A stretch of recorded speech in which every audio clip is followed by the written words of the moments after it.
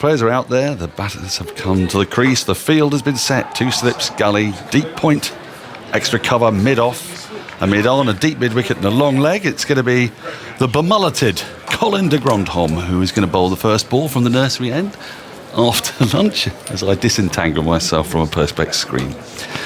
We're going to have Michael Vaughan with us shortly. England 164 for 6.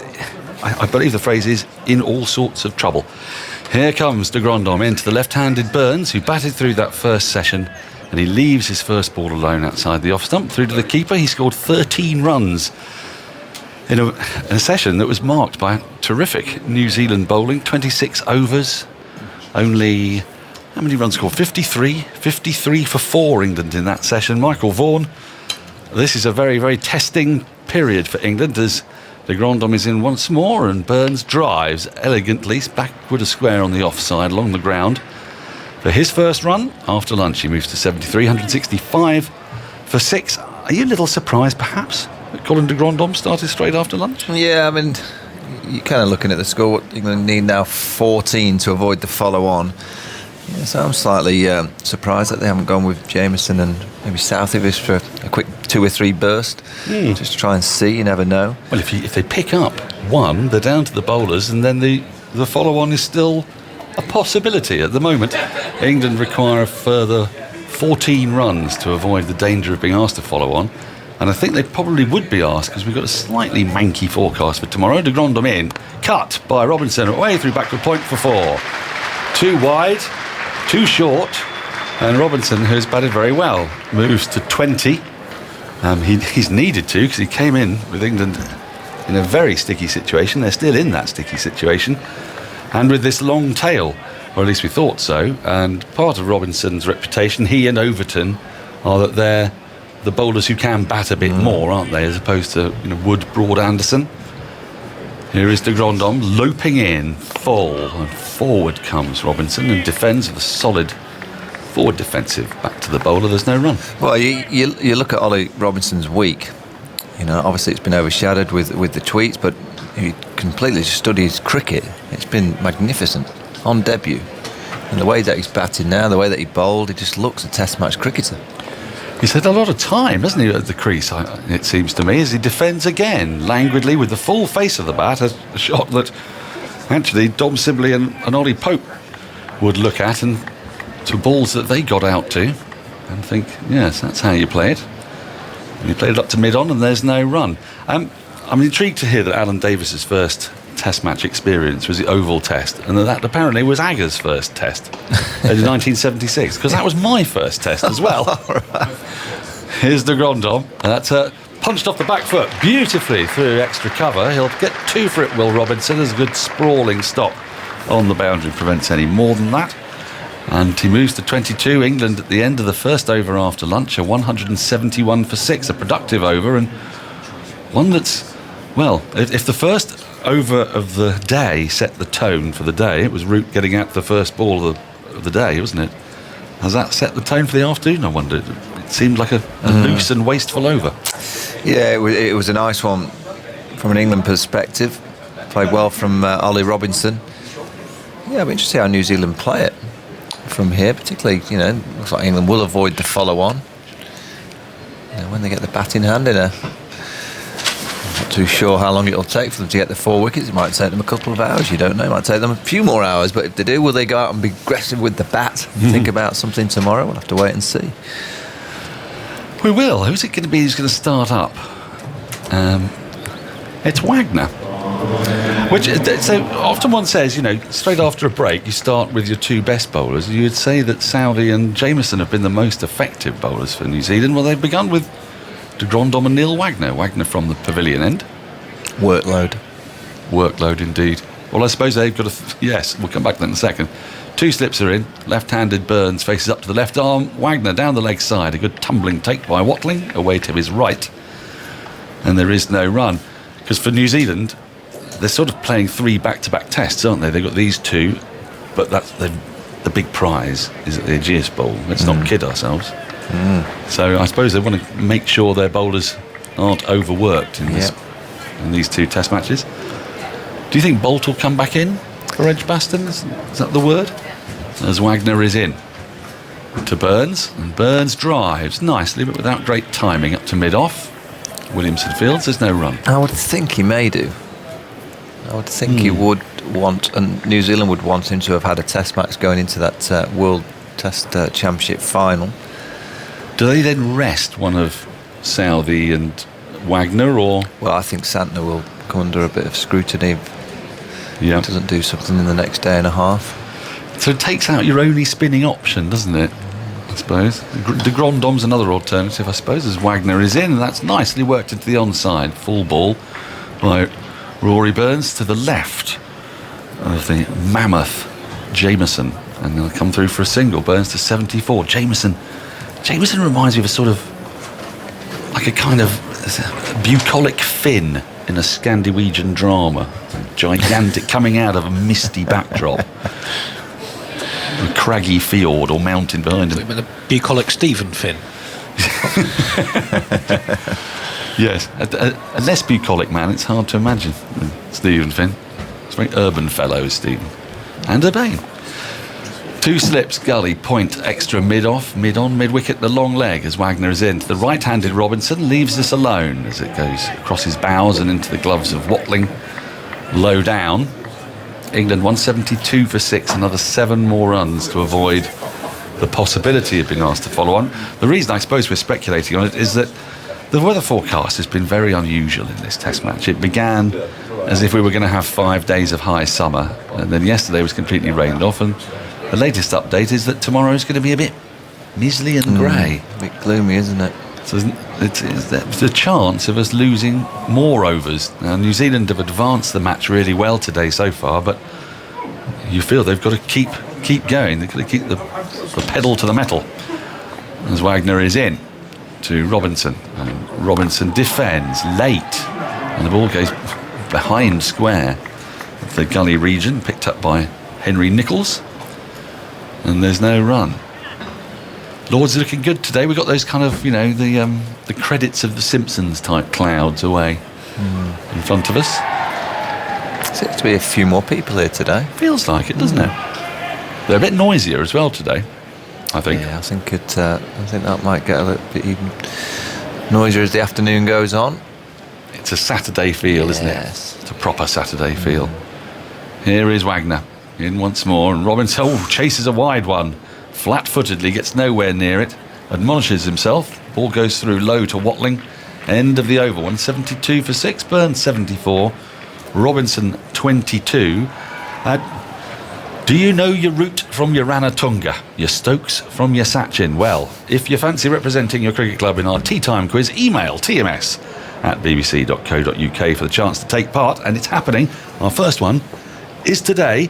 It's at tea time today with the Ersatz duo, the Ersatz Armstrong and Osman, which on this occasion will be Norcross and Saltzman. And we have lovingly and carefully put together questions that have basically been stolen from other cricket quizzes that were done through lockdown. So as long as you weren't on any of those quizzes, then you may or may not know the answers, but it should be a bit of fun. That's at tea time today. De Grandhomme in round the wicket to the left-handed Burns. A gently sort of wobbling delivery outside the off stump goes into the gloves of Watling, and there's no run. I think the more this goes on, the more baffled I am at the De Grandhomme experiment. Are you? Well, it's I think sometimes in the modern game, it's not kind of played the way that it used to be played, where you would have started your session with the best 2 bowlers from the morning when you're trying to bowl a team out to get the follow on.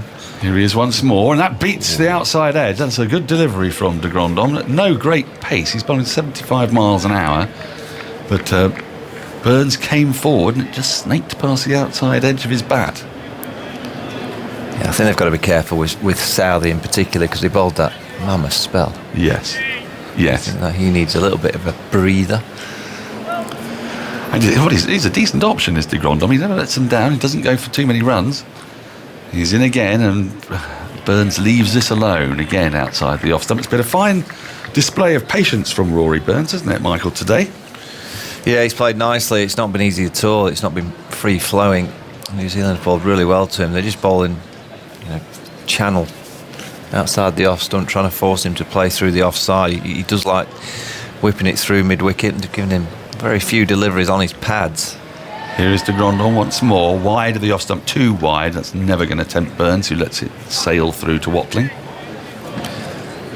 Yeah, but I think if you look at all the players that have scored runs this week, Devon Conway had a really good game plan. At times it was difficult, but there was times when he was free-flowing, but he earned the right to get to that time. Nichols played nicely, but it was hard work for Nichols. It was hard work for Joe Root to get the runs. It's hard work for Rory Burns. It's just one of those kind of pitches. You have to work really hard for your runs. De Grandon in again, left alone again. This time a little closer to off stump. The previous delivery, I should point out, was a no ball from de Grandon, who's only conceded 23 runs, and he's in his 15th over at the moment. Yeah, you look at many of the dismissals from players that haven't been willing to kind of really work hard and try to play the expansive strokes too soon. They've been walking back to the pavilion quickly. Well, that is true. De Grandon into Burns, who is tempted this time by a wide full ball, but he doesn't quite get much on it. And despite a slightly blundering stop from Santner, there is no run as the ball was pushed out into the covers. By the way, a couple of days ago we were talking about exceptional feats of bowling and people taking 5 wickets in 5 balls. I think we had one, didn't we? A team collapsed from 75 for 5 to 75 all out in 1 over. I've got another one for you. It's come through on the text message. Here is de Grandon in again, nicely driven by Burns to the right of mid-off. They go through for a sharp single, and the ball cannons off Burns actually as he was running through to the non-striker's end. He gets a single off that delivery. The last ball of the over, he'll keep strike. He has 75, 174 for 6. England needing another 5 runs to avoid that follow-on. So let me give you the story. So good morning, Dan, says Ian Geiler. Hope you're keeping well. I am, etc. A few years ago, Aggers stopped off in Medbourne CC in Leicestershire. Are you familiar with Medbourne? No. To find a bat to sign for a dinner he was hosting. Is that how he does it? He just nips into clubs and just pilfers their bats and then signs them. We need to have a word with the great man. Right. At Medbourne CC, he witnessed my club, Neville Holt, being bowled out for a whopping 12 runs. It's not great, is it? Well, this week, Neville Holt performed a feat of note in the opposite direction. I'll come back to that in a second as Wagner comes running in to start a new over to the left-handed Burns, and Burns drives and misses. The ball goes between bat and pad, beaten on the inside edge. A rare lapse of concentration from Rory Burns today, and the ball sails through to the keeper. There's no run. So, one of our bowlers, the Neville Holt bowlers that is, George Knight, took 5 wickets in 5 balls as we beat Gumley CC. Familiar with him? No. By 10 runs. Well done, George Knight. Well done indeed. 5 in 5. Like it. What was your greatest bowling feat? Oh, I didn't have many of those. Well, you must have had a couple here and there, haven't you? Wagner in, and that's driven nicely by Burns, but a good tumbling stop at extra cover prevents a run. Mark Ramprakash was talking us through all of his international wickets the other day. Didn't take long, but no. He had some good ones there, though. Yeah, I think I got a 4 for England against Sri Lanka at Old Trafford in a one-day game. Oh, right. I think I had a couple of good scalps in that 4, and Trescothick dropped a catch, an easy one on the boundary. I'd have had a 5. They never forget, do they? No. Bowlers. They never forget. Catherine Brunt still goes on about one that was dropped at Gully about 20 years ago. Here's Wagner in once more, driven straight by Burns, but not with sufficient power to beat mid-off. Williamson, who moves briskly to his left to field comfortably, and there's no run. Yeah, I think I was bowling towards the end of the innings. It was a nice loopy one, down and long gone. So there you go, there's my first 5. International cricket, can't take that away from me. You started celebrating, arm in the air. To be fair, I was one that couldn't really complain about people dropping catches off my bowling. I get quiet pretty quickly.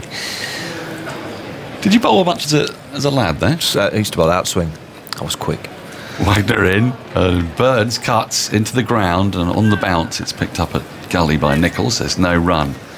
Yeah, I used to bowl little phantom swingers for Yorkshire boys.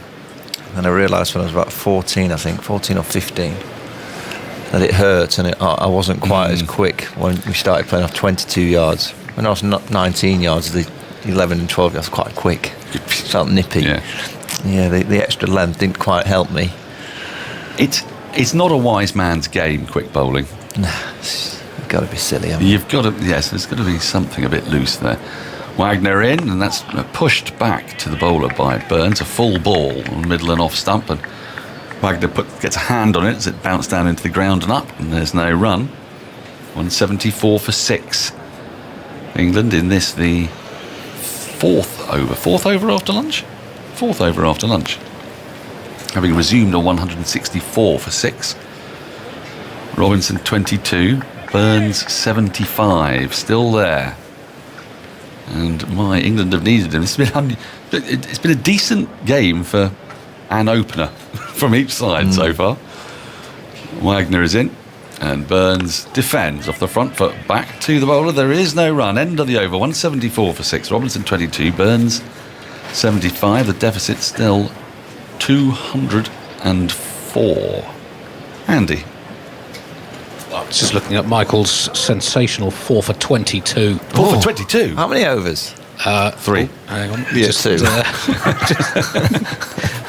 It was 6 overs, 1 maiden, 4 for 22. 1 maiden. Sangakkara. There you go, in the back pocket. Kumar, thank you. Teelan. Bowled round his legs, was he bowled? LBW? LBW. Over the wicket. Samrawira, Silva and Vars. That's not bad. Yeah, good names there. That's not bad. And does it say who Trescothick dropped? It doesn't. I could see if I could dig around. I'm not sure their commentary goes back quite that far on Cricket Info. Darren Lehman and Damien Martin in the Champions Trophy in 2004. Yeah, 2 for. Damien Martin caught a cow corner. Now then, we've got to change a bowler. And it isn't Jameson, it isn't Salvi. It is Mitchell Santner who's going to come into the attack from the nursery end. These are quite important overs, it feels to me, for Santner, because when Bolt comes back into the side, who's going to make way, I wonder? Yeah. You'd think it'd be one of de Grandhomme or Santner, wouldn't you? Just depending on the pitch at Edgbaston. Slip forward, short leg, and Robinson drives to short extra cover. So I don't understand they've got a good spinner in Patel that's they've got over 200 first-class wickets, and he's a really good quality. Because they bat so deep, you'd think they just choose what they feel is the best spinner. They're going to play one. Yes, they've got the luxury to do that, haven't they? Santner in, down the wicket comes Robinson. It's like he Yorks himself, has to dig the ball out, works it into the onside. Santner's got a great record in white ball cricket. Very good at we've just seen there, watching the batsman and then bowling the ball that's very difficult to hit. Did that on that occasion when Ollie Robinson danced down. Here is Santner, tosses this up, and Robinson gets it almost on the full and pushes the ball back up the wicket. Yeah, what's his best figures, Andy, in Test cricket, Santner? I know in first class, at his best recently was 4 for 111. It's the only time he's taken 4 in a first class match. I'll get his Test stats up. Here is Santner. And down the wicket again comes Robinson, and then he defends firmly back up the wicket. I like it when I see a batter do that.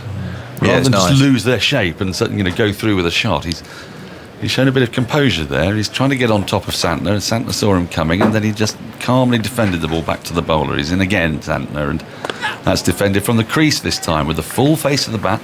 De Grandhomme, who is Son's sun hat, and therefore seems like he's sort of even more wild somehow.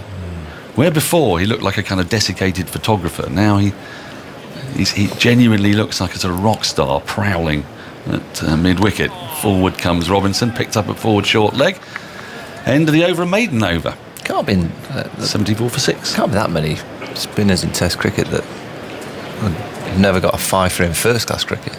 That is unusual, isn't it? You generally get into the international teams because you've got hundreds as a batter or 5 for as a bowler. Yes, I mean, the Santner situation is a curious one, isn't it? Because, as you say, it's not as if he's an attacking spinner, but he does bat. Yeah, it's that all-round, gets some runs, decent fielder.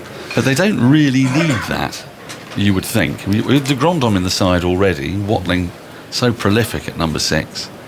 Well, and Jameson's a useful bat. Jameson, Southey can hold about Wagner. Southey. They all bat down that order, don't they? We saw Wagner play a shot of the match a couple of days ago. Worked away into the onside as his first ball of a new Wagner over, up to mid-on by Burns. And there's no run. He played an extraordinary back foot punch, did Wagner, didn't he? Through extra cover off Mark Wood, which was as good as anything that Devon Conway had managed in his quite brilliant double hundred. And Andy, are you getting quite excited at the prospect? Because it seems to me that this match has been dominated so far by a single opener in each innings. You got some stats that you're thinking of unfurling on that score as Wagner is in, and it's thuds into the pad of Burns. They're going to go through for a quick single, called through by Robinson, who saw the opportunity, and leg by is signalled. The ball was going down the leg side. There was no real danger of a concerted LBW appeal, and England's score advances to 175 for 6. I think it's a bit early to get excited about that. Do you? Those kind of stats yet? What did excite me, Daniel, was that Devon Conway, out for 200, was the 200th man to make a double century in Test cricket. You're beating heart, and he was run out by 200th of a centimetre. Here comes Wagner. He's in, and that's left alone by Robinson as the ball goes through to Watling, and there's no run. I think we had an interesting stat come through from Andrew Sampson earlier today, which I'm going to try and dig out before I come off air. Let's put it this way. It leapt out at me. This is the first time Nelson has struck early in the day of a Test match. Before today, 22 teams had begun the day on 111, and none of them had lost a wicket on that score. I like that one. Wagner is in. Robinson drives without timing up to mid-off. A fullish ball, but not full. And he gets no run. 175 for 6. 4 more for England to avoid the danger of being asked to bat again. Just a bit more on Santner. His best in Test was 3 for 53 against England in Mount Maunganui as England batted for a draw. 3 for? And since then, this is his 5th Test since then, and the previous 4 just 4 wickets, average over 100. Wow. Wagner's in, 2 slips and a gully. And Robinson just defends late on the front foot, pushes into the offside. The ball is picked up by Latham, and there is no run. Oh, I'm just looking at Essex here, 17 for 3. Is the Knight of the Realm out? Yes, 5. Tell me about Gloucestershire before Simon Mann comes on. Yeah, that wasn't looking good for Gloucester, really. Well, no. My little app. Because they were riding high at the top of that. 104 for 5, trailing by 189 against the Foxes. After following on. Well, that'll be a source of great concern for Simon. Here is Wagner, outside the off stump, left alone, goes through to the keeper. A maiden over, there was a leg by in it, but that's all. 175 for 6. Burns has 75. Robinson, 22. More thoughts from Michael Vaughan. A troubled Simon Mann will come and replace me as his thoughts turn to his beloved Shire. Well, as a Yorkshire player, that's getting them out of... well, they're still in a tricky position. They're still trailed by 189. But Johnny Tattersall, he's in there on loan. At Gloucester, he's 37 not out. Ian Cockbane's 32. It's not looking good for the Gloucester. Exactly. They've not had a good time of it of late. No, I mean, they were 31 for 5. It got to 104 for 5. So the game's over, Michael. Yeah, it's gone. That game's done. It's done, you're right. Innings defeat against Surrey, innings defeat against Leicestershire. It's all crumbling. Yeah. I mean, it's such a good start to the season. I'm not sure they're going to make that top division in September now, or August the 30th. I think the first games start in that second phase of the Championship this season. I was down your way the other week, around Clifton, Bristol. Were you? Yeah, lovely. Good part of the world. I was down there as well not so long ago. Surprised I didn't bump into you. Well, I didn't text you when I was there, so... This is Santner going into bowl to Burns, who comes shuffling down the pitch and plays it to deepish mid-on and gets a single. They push Jameson back there. I noticed around Clifton there's a lot of those electric scooters. I think they use them for the uni campus, and students can kind of... Do you like the Boris bikes in London? Yeah. I think it's very similar for the electric scooter. Well, you can hire them, can you? I hope they get them locked up at night. You wouldn't want to come out of a nightclub, would you? Oh, I fancy getting on one of those scooters. Oh, I bet they do. I bet one or two of them do. This is Santner round the wicket to bowl to Robinson, who stretches forward there. Hint of turn, high up on the bat. Might have straightened a fraction. Pushed away towards short extra cover. And there is no run. Yeah, there's a new craze, the scooters. You see them everywhere. There's quite a few around St John's Wood this morning. Not just young kids, a lot of adults have them these days. Santner bowls, played past short leg to the right of de Grandhomme at mid-wicket for another single. Well, it makes sense, doesn't it, really? And people were not going on the underground buses very often because of COVID. And as a result of that, so much traffic on the roads and cars, and it's impossible to go anywhere. So people look at other ways of getting around. I could see you with one of them. You? Yeah. Why not? Get around the streets of London. I'd love to see it, to be fair.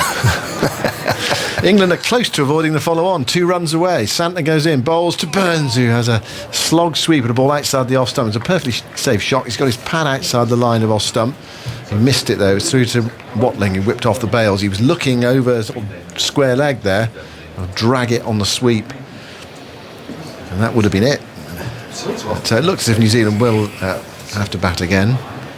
It might not have been forced in any case, but the task here for England is to just extend their innings as much as they possibly can, take some time out of the game. Burns goes back, clips that into the onside towards short mid-wicket, and there is no run. 177 for 6. Burns 76 not out.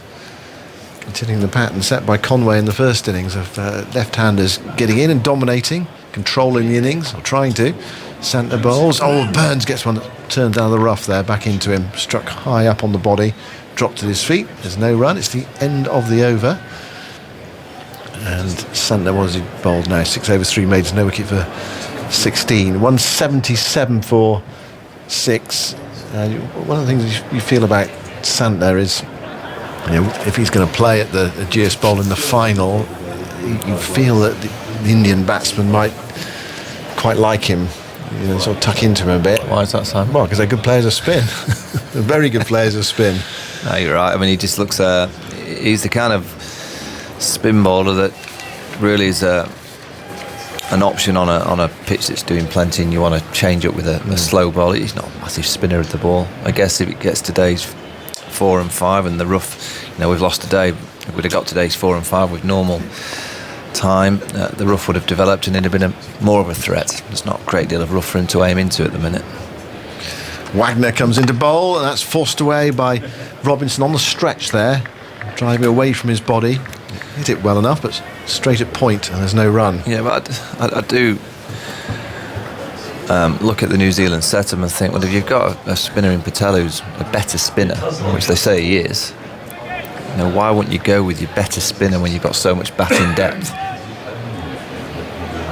And with Wagner coming at 11, Salvi, Jameson, they can all play. Yeah, you've got such a good top, experienced top 6. Wagner bowls. Robinson gets a ball that's very full. He digs it out into the offside. Picked up by Latham, who made his right-hand side from cover.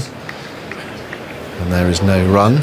Do you think England will be looking on enviously in the next week or two? No World Test Championship final in their own country? Or do you think they're just, that's just one of those things, it's gone? Well, I think it's gone. I think the more in the process of trying to get this batting lineup sorted to get confident for the Indian series. For Wagner bowls short, guided pull down towards deep forward square leg. A single to Robinson. England have 178 on the board. There's applause around the ground. They're 200 behind. I think, unless some people, they haven't avoided the follow-on yet. They need one more run for that. No, I mean, it's just the element of, can they get this batting lineup structured and playing well enough to do the business against New Zealand in the second test, in the 5 tests against India, and then what it counts is the Ashes. Do you see a batting line arriving in Australia with a confident group that can get big scores against the Kookaburra ball? Wagner bowls to Burns outside the off stump, though, straight from Burns. I heard you mentioning David Milan earlier, and he is someone. I mean, he's a sort of the joker, isn't he? You think, well, he is a possibility. He did get that Ashes 100 last time round, and he's also more used to international cricket now as well. He's played a lot of international cricket, and he's deemed a player that just desperately wants his runs, and I'd say give me that all day long. You know, there's an element of selfishness about him. Again, give me that all day long as a batter in Test match cricket. That's exactly what you need. Wagner bowls. Burns plays a straight ball up towards mid-on. Jameson's there. And there is no run. I remember when he was dropped, I mean, Ed said at the time, we think he's... the phrase came out, something along the lines of, we think he's more suited to playing overseas. And, well, Australia is overseas, and he's got Ashes 100 there. I know Ed's not involved anymore, but Ed Smith, that is. Wagner bustling in, bowls to Burns. Burns puts the bat there and the ball goes past the outside edge. So easy to feather that through to Watling. So England still 200 behind, still one needed to avoid being asked to follow on. Robinson has played, he's had a good Test match on the field. Robinson 24. Well, the fact of the matter is, Simon, if England's batting continues, you know, you've got to bring Ben Stokes back in. He'll bat 5, Butler will bat 7. You know, with that top 3, Rory Burns is getting runs here, but Sibley and Crawley, they're under pressure. Ollie Pope, Dan Lawrence, bit one of those two, but again, they're under pressure. So there is a David Milan scoring lots and lots of county runs and playing in the fashion that, you know, we know he can. Zach Crawley's got to get runs as well, hasn't he? Absolutely. I mean, he's another one. I mean, he played well last summer. I know it's unfair in a way to say take that 267 out, and his Test average looks pretty thin, but he hasn't done much apart from that. Santner bowls to Robinson, who heaves this over the top. He doesn't get all of it. Goes out towards the long-on boundary. They've come back for 2. Jameson chases it back and picks it up. And a rather unconvincing 2 from Robinson means England have avoided the follow-on. 180 for 6. They were 140 for 6 and in danger of being asked to follow on then. But no longer. That was a nice plink, wasn't it? Plink over mid-on. There'll be a few played like that in club cricket this afternoon. Or I'll whack that to the long-on boundary for 6 or long-off boundary and just hit it over the top just. There's a shout for LBW from Santner. The ball goes down towards short third man, away from the fielder, so they go through for a run. There was an appeal for LBW. Yeah, it is a leg by. It did seem to straighten, and he was propping forward. The DRS timers up on the ball, but New Zealand do not look interested. Santner did initially. Let's have a look at the replay. What's wrong with this? It did turn, did straighten. Perhaps drifting down, was it? Yeah, going down the leg side, I think. Kind of just went on with the arm, so up the slope. 181 for 6. Santner now to bowl to Burns. Burns guides it away into the offside, into a little gap, square with the wicket. De Grandhomme has to come round from cover to pick up. One more to the total, 182 for 6. England are 196 runs behind. They're not, even though they've avoided the follow-on, they're not out of danger yet. 3 or 4 quick wickets. And big first innings lead. Then New Zealand will have the chance to bat until the close, perhaps into tomorrow, and then England will have to bat out most of the last day. That's one possibility. Santner goes in, bowls to Robinson, and that rips past the outside edge. There is some turn in this pitch. I think we all thought that from early on that there would be something for the spinners in this surface, but were there the spinners available to both sides to really exploit it? We mentioned Santner's lack of figures in terms of fifers and success in both first class and Test cricket. England using Root as their only spinner. Santner bowls, Robinson down the pitch, digs it out into the onside, runs with a stroke up to Jameson at mid-on, and Burns makes his ground at the striker's end. So one more to the total, 183 for 6. And Robinson, who has been in good form this season with the bat, with 2 half centuries and a 49 not out and a first class average of 22, moves on to 27. 183 for 6 in the Lord's sunshine. Saturday of the Lord's Test. Santner bowls, and Burns very nearly plays on there. He's back into his crease, trying to turn the ball away or defend it out of the rough, and it rolled back towards his leg stump and just missed it. So Santner is getting the ball to turn. He's causing 1 or 2 problems, but he's yet to take a wicket. Let's have a look at it on the big screen here. Just roll back past that leg stump. 183 for 6 at the end of Santner's over. Just looking to see how many overs are left in the day's play. Yeah, still quite a few. We're going to go on till 7 o'clock tonight. So there's still an awful lot of cricket available to us. Just a question of whether, well, you'd think in terms of getting into a winning position, you'd feel only New Zealand can do that from here. But, in the time available. Now, anyway, start of the day's play might have been different if England had a successful day today and gone up around New Zealand's score and then trying to put some pressure on them in the third innings. But you feel that's gone now. It's a question of England looking at the draw, New Zealand seeing if they can use the time available to get something positive out of this game. 63 overs left in the day's play. It's going to be Neil Wagner to bowl from the pavilion there. There's a New Zealand thinking about a leg slip here for Robinson. Yeah. Latham rather has gone in at leg slip. There's an orthodox slip and a gully. Here's Wagner going into bowl to Robinson outside the off stump and a swish without much foot movement. Yeah, he almost topples over and trying to play the shot, then moves his feet. It's through to Watling. It really was a firm-footed waft outside the off stump. Jeremy Coney's here, former New Zealand captain.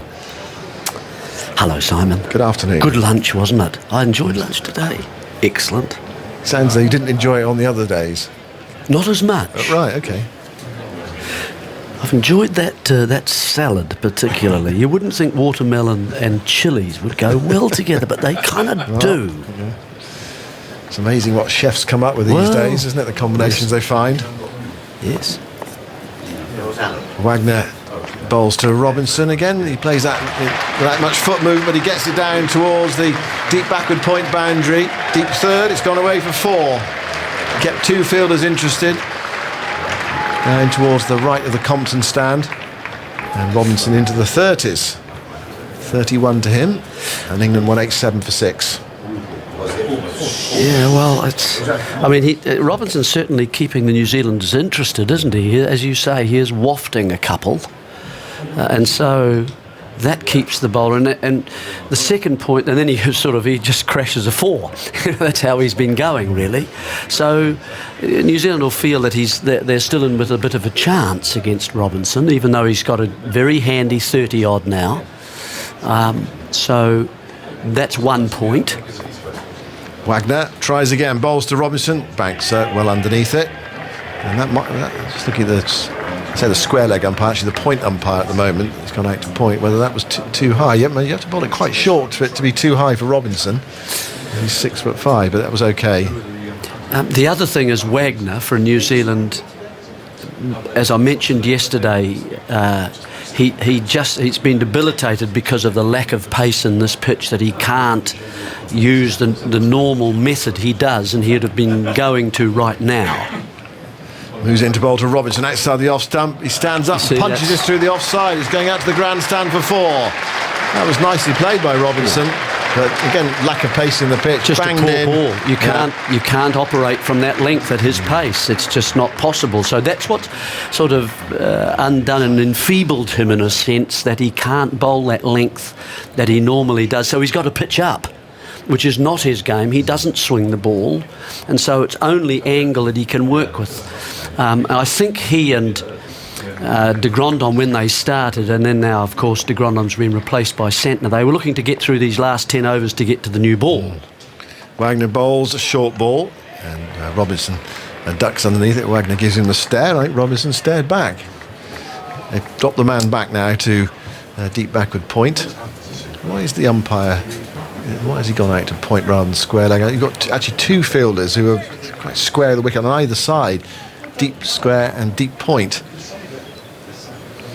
Anyway, he's made that decision. That second boundary brought up the 50 partnership from 22 and a half overs. Of which Robinson has 35. Burns has really dug in today. He's 77 and he was 59 overnight, so he's got 28 today. They bowled a better line to him today, New Zealand. They haven't given him that one on the pads at all, where he scored most of his runs first part of his innings. Wagner bowls to Robinson, who gets the bat down just in time, coming back into him, swinging back in, gets it down to fine leg. De Grandhomme is fielding, and Robinson moves to 36 and also takes the bowling. I wonder whether he'll try and take on Santner again in this over, as he did in the last over. 192 for 6 at the end of the over. And this is frustrating for New Zealand, because they probably would have looked at England's lower order and thought, well, Robinson on debut, and Wood, Broad and Anderson, we might better nip those out pretty quickly, but 50 partnership between these two. It's been a good effort from Robinson, and Burns has just continued on a la kind of Conway. Both of them left-handers, both of them opening. But New Zealand, it's quite an awkward little number, sort of 11 overs to go to the new balls when they came back after lunch, 69 overs, so 11 to go to that new ball, and wanting to get through to it. They couldn't use Jameson for very many because he's going to take the new ball, neither Salvi after a long spell. Here's Santner bowls to Robinson. Robinson dead bats it back to the bowler. There's no run. It's 192 for 6. Here is Jonathan Agnew. Indeed, thank you, Simon. The chair seems to have lost a wheel. We're on a bit of a slant here. Never mind. 192 for 6. The slope. It is a little slope. It's come into the commentary box. A little bit slow turn there, I think, and Robinson has played really well for his 36 not out. Certainly justifying batting at 8, definitely. He's forward to that and playing out to point. But England's still 186 runs behind. Well, the game's in the balance, isn't it? I mean, for New Zealand. Santner again bowls. There's a short leg there, and Robinson managed to push the ball away past him. And out to the man trotting in from that deep backward square leg boundary. Bringing Burns on strike on 77. Very patient, obdurate innings. There's 232 balls he's faced for his 77 runs. But as well, he's stuck in there because this morning it was a bit of a shambles as far as England were concerned. Was 3 for 0. So Burns looks around the field, mindful, I'm sure, of a bit of rough outside his off stump. Santner will be aiming for that. He's going over the wicket, and Burns is down. The pitch is stumped. No, he's in. He got away with it. He came shooting down the pitch, and Watling had the bails off. I'm not sure how he got back. I think Did he drop it? I don't think he caught the ball. He's dropped the ball. Yes. That's a missed stumping. It is, and I mean he's miles out. Yeah. How did he miss that? I don't know. Because he broke the stumps. Hence my thinking that he got the ball in his gloves, but he didn't. Yeah. And it was plenty of time to see the ball. It's a poor effort from Watling, you'd have to say. Santner again goes in, bowls, and that's worked well for his hip. Down to backward square leg. Burns gets down to this end. Well, some pretty poor cricket all round there, because it wasn't a good shot. No, well, he just ran at the ball, didn't he? And he was nowhere near it, really. It was wide, it was out there, it beat the bat. Plenty of time for the keeper to see it. Burns missed on 77 then. And Santner again moves in, bowls, and Robinson just comes prodding forward. Turns the ball out into the leg side. Well, there's a big miss. Burns on 77. And that would have really, opened up the opportunity there for New Zealand. But, Watling knows they got that one wrong. Well, it would have been ideal, wouldn't it? I mean, to pick up a wicket when New Zealand haven't really looked threatening since lunch. And maybe it just surprised. And sometimes as a keeper and as a slipper, you can just get into shot watching, if you know what I mean. And you don't. It just surprises you when the opportunity comes along. He'll be very disappointed. He's got 8 stumpings, I think, in his wicket-keeping career, if you like. We don't have many spinners. He doesn't keep very often to a spinner because we just don't bowl them enough. It would have been perfect timing. The new ball's been taken now. I mean, exactly. It would have really given New Zealand a tremendous opening. New ball being taken. Imagine that had been Mark Wood coming out now. Broad and Anderson to come. And this is really what they've been waiting for, isn't it? It's been... Well, it hasn't been an hour. They tried to get through those overs fairly quickly. It was very much a holding period for New Zealand. Wagner off, and you wouldn't think Santner will come on, so it'll be Salvi and it'll be Jameson. So here's the new ball. Salvi has it in his hand, and he bowls outside the off stump just. Burns lets that go, and Watling's taken that well down the leg side.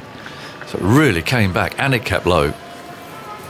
And there's more gardening going on there from Burns. He spent much of the morning doing that, prodding with great suspicion at the pitch. That one did keep low. Be interesting if there had been a full day's play yesterday, how it would be playing tomorrow. Yes. 194 for 6, sirens wailing. Salvi bowls, and that's turned into the leg side by Burns. Had his eye on a second, they won't get it. Watling manages to pick that one up. And England move on to 195 for 6. New Zealand scoring 378. Men out today, route to the first ball for 42. So Nelson did strike eventually. 111 for 3 that was. And Pope made 22. He was LBW to Southey. And 2 more wickets fell on that score, 140. Lawrence was caught by de Grandhomme off Southey for naught. He won't be watching the highlights tonight on BBC Two to see that again. That's for sure. Here's Southey bowls, and Robinson carefully defends this, hits the bottom of the bat. And there's no run. And then Bracey on his debut, also a duck, a ball that might just have come in a little from Southey, just swung enough to come through bat and pad and knock him over for a duck. But since then, Robinson has stood firm, 37 not out. And Burns, despite giving that chance a moment ago, surviving on 79. Southey again in the sunshine with 3 slips and a gully waiting, bowls, and Robinson again very carefully plays into the leg side. New man on the field there. That's Sir Daryl Mitchell. Oh. I'm not sure who's off Eggers. Well, it's not de Grandhomme. No, 77's there. He's there, but yeah, it's not Conway. He's at point. Where's the skipper? Is it mid-off? Little mystery. 195 for 6. Here comes Southey. Bowls a bouncer. Doesn't do that very often. But Robinson just ducked out of the way. Is Jameson there? Is that him at final? It's him down I don't here, is know. it? I presume we're going to take the new ball. Maybe it's Wagner. He's just bowled. Maybe he's gone off for a change of shirt, has he? I reckon my money's on Wagner. I think that might be him at mid-on. Mid-on? Oh, Yeah. I don't know. It's Santner, I think. Ah, Maybe going to swear at the dressing room toilet on that stomach. they're going to tip BJ Watling's kit over the pavilion balcony. In comes Southey. Bowls. That's nicely played by Robertson. Beautifully timed. Just a gentle defensive shot, but it really came off the middle of the bat and just tested Williamson's hamstrings there at mid-off. 195 for 6.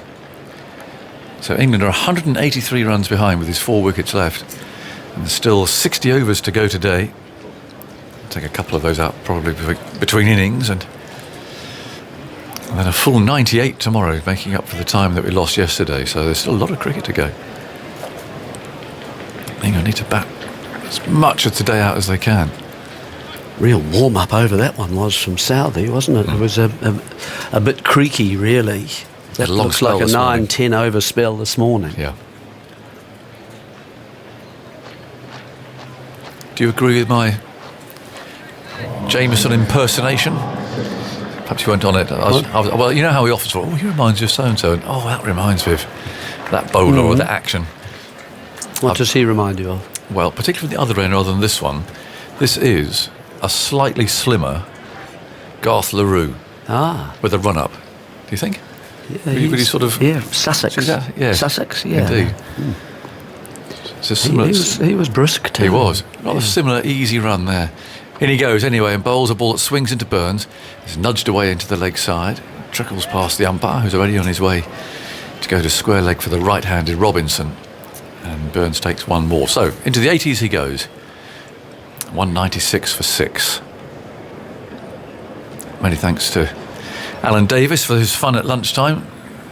Scarcely no lunch break goes so fast. You can see why people like him are so good on shows like QI. Their brains just go so fast. Yes. Yeah. The fact he doesn't do any preparation for it. That's amazing. He turns up and he's just all instant. 196 for 6. And now we've got Robinson forward to Jameson. And there's no run. Jameson, Williamson, Robinson. More gardening from Burns, although he's at the non-striker's end. He's a prodigious gardener. He is the Percy thrower of the England cricket team, isn't he? Burns? Is he? He's always prodding about. No, I didn't mean literally. There's Jameson. Bowls, the ball swings away. Robinson's forward. It's picked up at mid-wicket. I mean, he might be a keen gardener, but he certainly does a lot of tapping at the pitch with his bat. Were you one of those? Were you a bit of a tap, tap, tap, tap? Little bit. Something to do. Well, that's, I suspect, probably all it is, really, isn't it? But they do it more when there's something going on, when they're not terribly happy with the bounce or whatever it may be. He's having a little bit of a fiddle, don't you?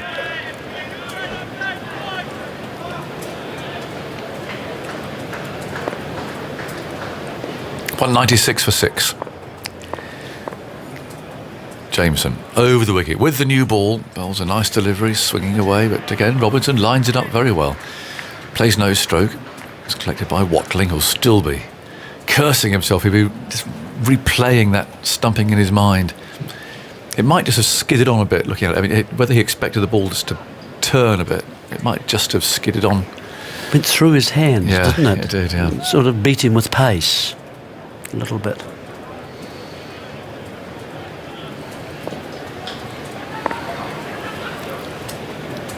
Jameson wearing number 12, 6'8". Long strides is there. Robinson, he'd rather check that drive. He got there a little bit early. And that was a ball that was deliberately held back. It's showing us 82 miles an hour on the clock. Might just have held it back a little bit and almost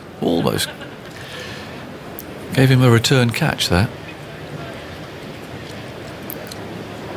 If you missed Alan Davis, then they'll have a podcast later on BBC Sounds for that. You didn't have to ask too many questions. No, I like those ones. Yes. I like those. He sort of took over, really. Well, that's fine by me. Yes. A few half volleys and he settled back and and just laugh. In goes Jameson over the wicket. Bowls outside the off stump, and that's chopped away into the offside by Robinson. That should go for 4. It has to come out of the middle of the bat. But as we know at Lord's, on that left-hand boundary with the slope, the ball just runs away. And once it beats the field, it's 4 runs, and Robinson's playing really well here. They didn't come off the middle of the bat, but he knew there was a gap there and got enough on it. Into the 40s he goes, 41 not out.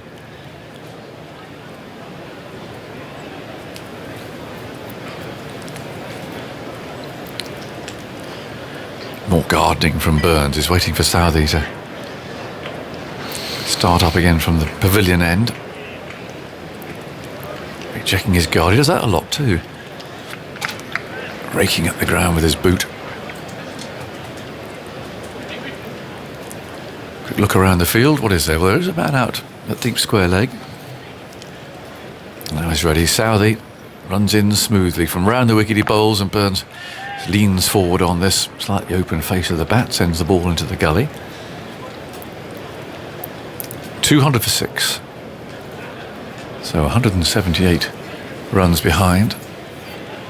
Jameson's got a big towel down here at fine leg. He's having a bit of a breather. There's quite an assortment down there. There's drinks. Looks like it's an overnight bag, doesn't it? I mean, you Absolutely. probably could stay there for a while. There's one of those eskies that you get full of ice and drinks and so on. There's some discarded bottles. Salvi bowls short. Oh, he's got away with this, I think. Going for that pull shot, and he completely mistimed it and miscued it. And the fielder there, well, Salvi's got his hands on his hips, but he no chance of coming in to catch that. But it wasn't a good shot again. He's coming down for a chat there with Robinson, but he was lucky to get away with that. Could have gone anywhere. It's landed absolutely in the gap. And Conway was the man coming in, but just for a moment there, Rory Burns would have been panicking a bit.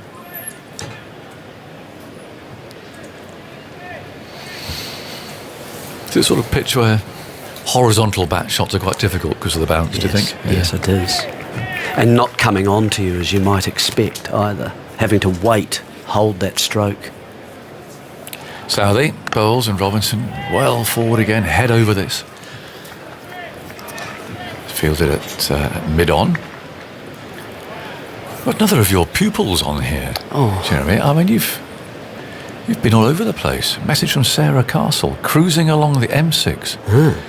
Love it here, Jeremy Coney, who I haven't seen since he taught me at Raroa. Raroa, that's right, intermediate school. Presumably in Auckland again, is it? No, that one, that's Wellington. Is it? So you'd moved. You're on your travels. Oh, yes. Right. In comes Salvi. Bowls short down the leg side. Robertson tries to get it away. Salvi is peeling for a catch here. It's not so much from Watling, who has caught the ball and given it not out. Great memories of his guitar playing at school assemblies. Well, I believe you've started guitar playing, haven't you? It was my lockdown. But you started with the ukulele, didn't you? Yes, last year. I think So you've progressed to 6 strings rather than 4. I think I've gone into long trousers, Right. as it were. I mean, that's not underplaying any ukuleles at all, but I like the guitar. I should have played it as a kid, really. And What sort of style are you playing? Are you? Well, is it that it's amazing what you can sort do of these start? days. You know, with the fingers, or is it chords? Chords. Okay, that's at the good. moment. But I want to progress probably. In comes Salvi, Bowles, and nicely played by Robinson on the front foot, weight going forward. But if you're playing at school assemblies, you must have been. Were you singing as well? Yes, of course. Really? Yes. I have a cousin down in Picton who runs a sort of an old tea roomsy kind of feel, but it's a cafe, I suppose, but quite large. So that's on the tip of the South Island. Yes, that's right. Where the ferry comes. That's in. it. From Wellington to Picton, nice through the Marlborough Sounds. Yeah, beautiful. And he plays the piano. I get my 12-string out. 12-string. Yes, 12-string guitar, wow. and we sing there and give the patrons indigestion. 12 strings. Yeah. And Salvi, Bowles, and it's turned away into the leg side by Robinson. It doesn't beat the fielder, and there's no run. 201 for 6. He's in charge, of course. Yes. He's running the show, so I suggest that we should stop. And he says, no, they can go, and we'll keep going. So... I think George Harrison was a big 12-string guitar man, wasn't he? Oh. I think My Sweet Lord was on a 12-stringer. I think. Well, you've got to have quite sturdy fingers. Well, they're all steel strings, of course, and they usually have an octave between the two, right, until you get down lower down in the register. Yeah, must sound fabulous. It's good. It's a nice sound, a 12 string. Well. Have you brought it with you? Have you got extra freight on the planes. Yeah.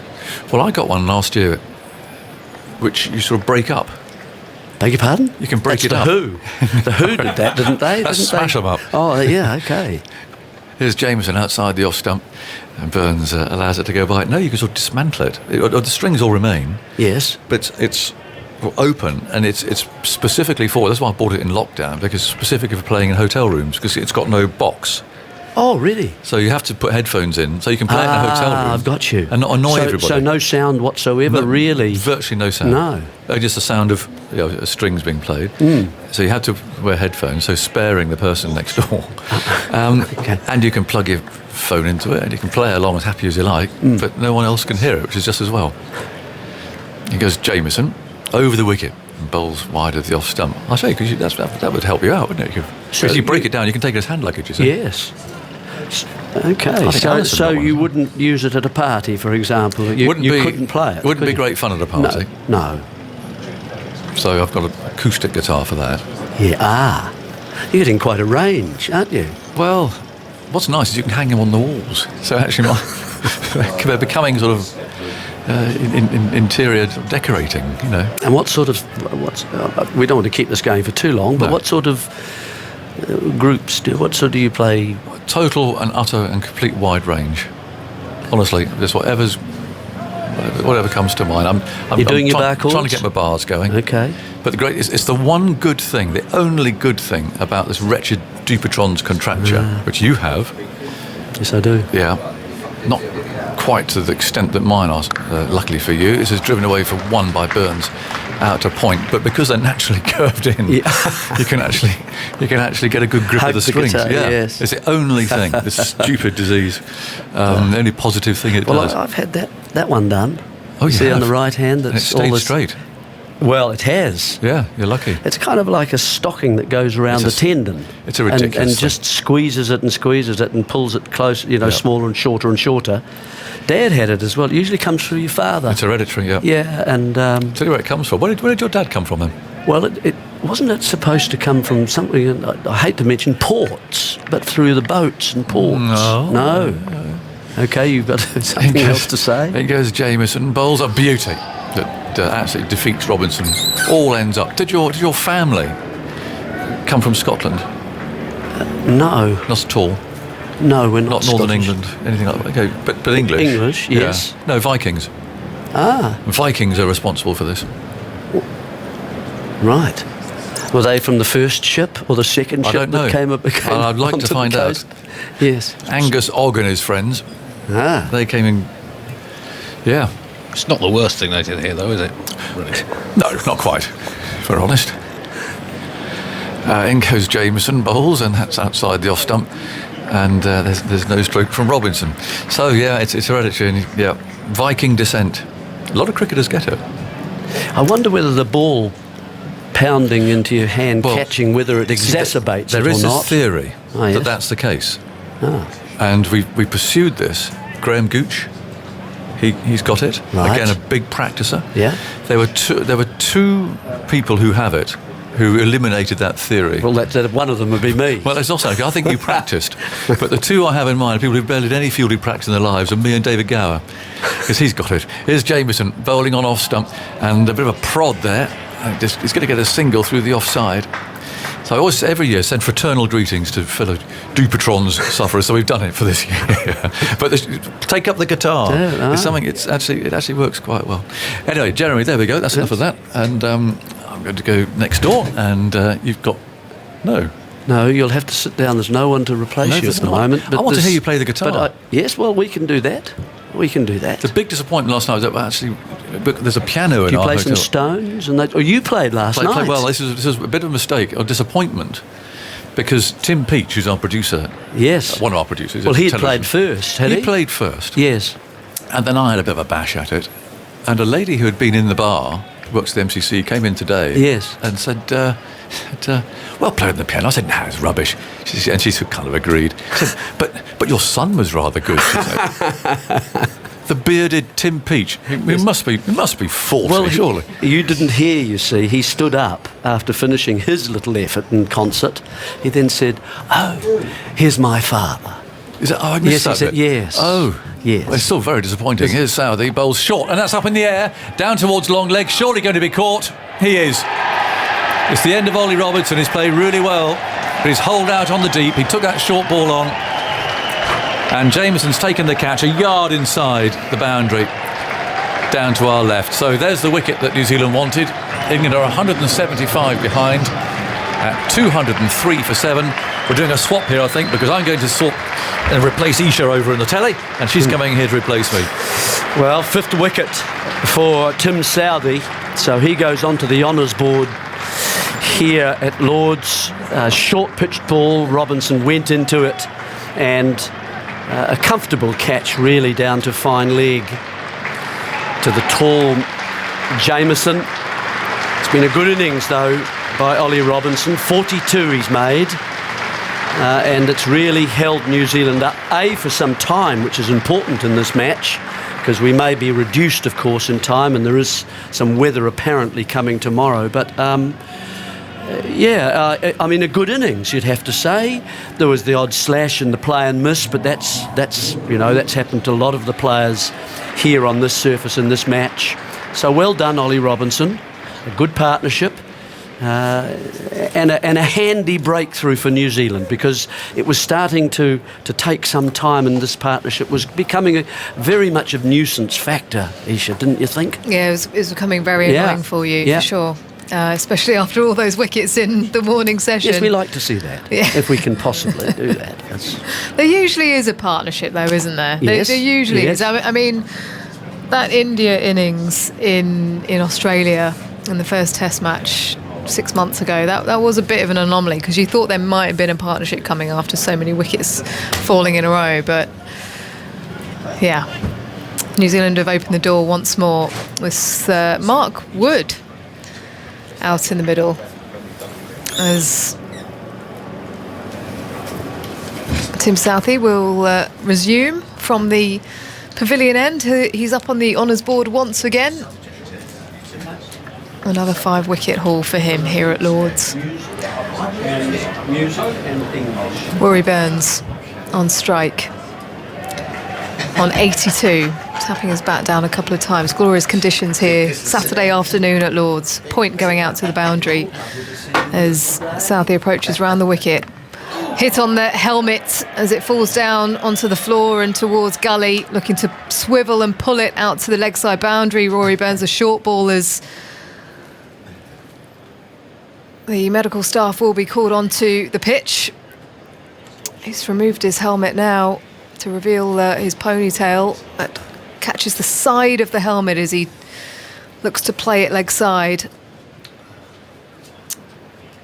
Having a quick chat to Richard Kettleborough and Mark Wood, who's just come out to the centre. 203 for 7 then for England, Andy. Ollie Robinson's debut innings, 42 from 101 balls with 5 fours. Matched the number of fours and the number of runs of his captain Joe Root. Possibly a good way to get yourself into the captain's good books by being a tribute act to the partnership.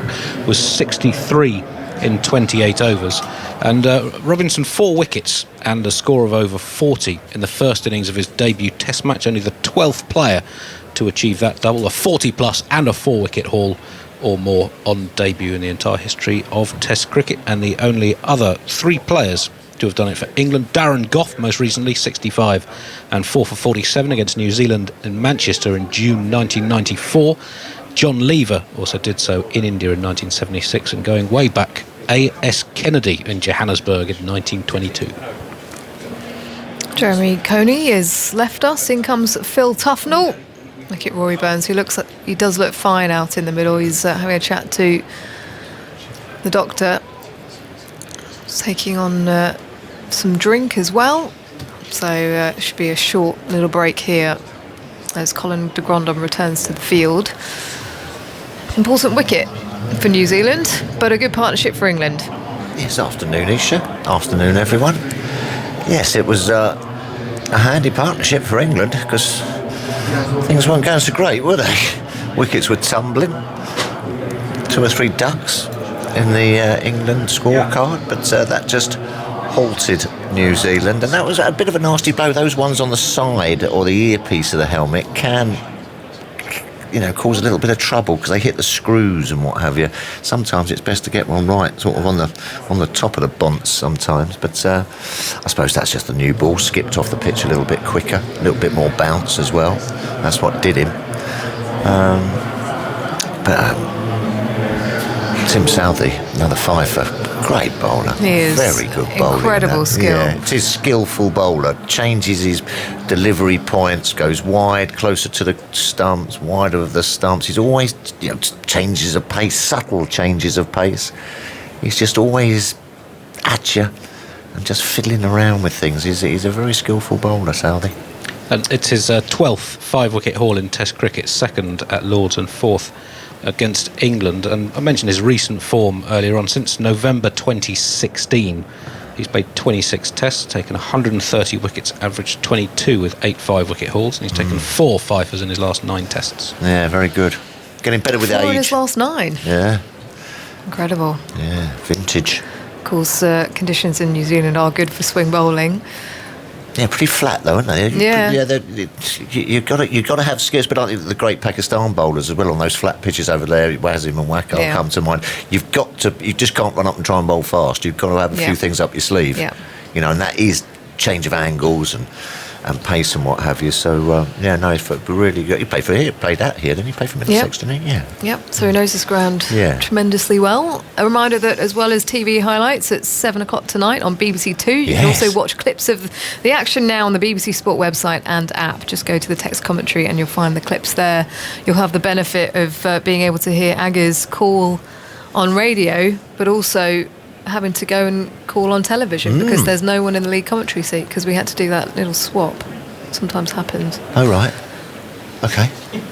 Well, I'll be listening. Still a little more on Tim Salvi, and we often think of him as a new ball swing bowler. Yeah. In particularly in recent years, his performance with the old ball has been superb. In overs 31 to 80 of a team's innings since 2016, averaging 21, Very good. sixth best of the 54 bowlers who bowled more than 1,000 balls in those phases of innings. He's averaged 27 in the first 30 overs of innings, which is also very good, but it might show a bit of evolution in his bowling over his career, that he's become a highly effective operator with the old ball as well. And that's what you want from your seamers, isn't it? You know, I'm not saying anyone can bowl with a new ball, because you can't, but you know, when things are getting a bit tough and the ball's old and the wicket's flat, that's a real asset to have as a captain.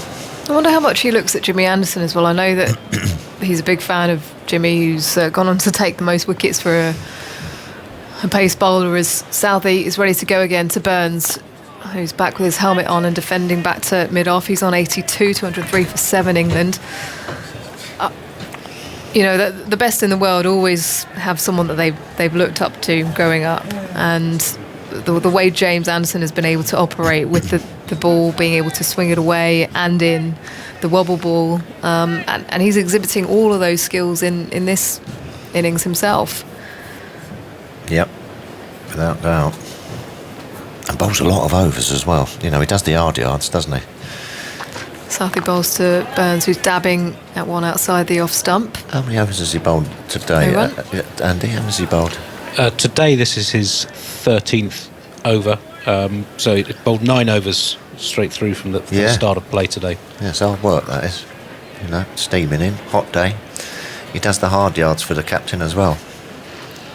Colin de Grandam, who was positioned at deep point, just comes in now. You a fan of the mullet, Ish? Don't mind the mullet. Don't you? No, I haven't got a problem with it. No, okay, all right. You know, it's different. Yeah. Unusual. Yeah. Making a comeback as Burns allows one to pass outside the off stump. I had a few good mullets over in Australia. This is sort of time when you'd get the likes of Mark Waugh and Shane Warne and their old haircuts on screen. It's created a bit of a storm. It has. It's created a storm. Of course, you wouldn't have been able to play. What? If you'd have kept your mullet. Well, no. Well, that's right.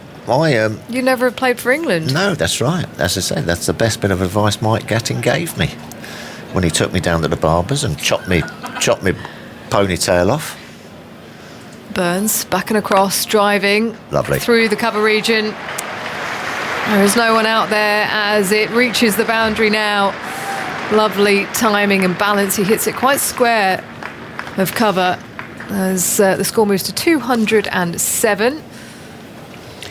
That's Burns' first scoring shot of more than one since the 52nd over of the innings. Before that, he'd faced 88 balls since then and scored 16 singles and 74 dot balls. Yeah, that didn't add up. Anyway, a lot of dot balls. 72 dot balls, sorry. Close. Burns is on 86 then, eyeing up the 3 figures. A lot of wickets falling around him. 4, in fact, today, and he's had to steady the ship. Yeah, he has. He's played real well, hasn't he? So Mark Wood on strike, facing his first delivery. Carl Jamieson ambling in, bowls back of a length. Easy leave for Wood as it goes through to the keeper. Wood above Stuart Broad. Take your pick. Take your pick. Whichever one you fancy. Perhaps if you needed a quick 10 or 15, you might have sent Stuart Broad in. But I think Stuart's slightly sort of easing off the batting, isn't he?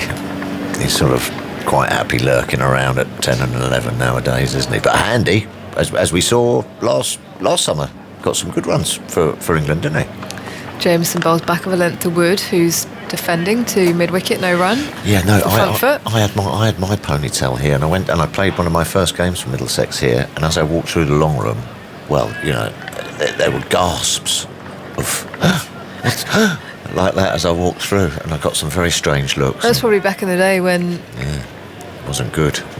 And then Gat said, well, you know, they're looking at you, England. But he said, listen, come with me. He took me down to the barber's in Uxbridge, sat me in the barber set, chopped my ponytail off, and he said, you know, you won't play for England with a ponytail, boy. And then 2 weeks later, Woods gone. Edged through to the keeper. Jameson with another. Slightly fuller.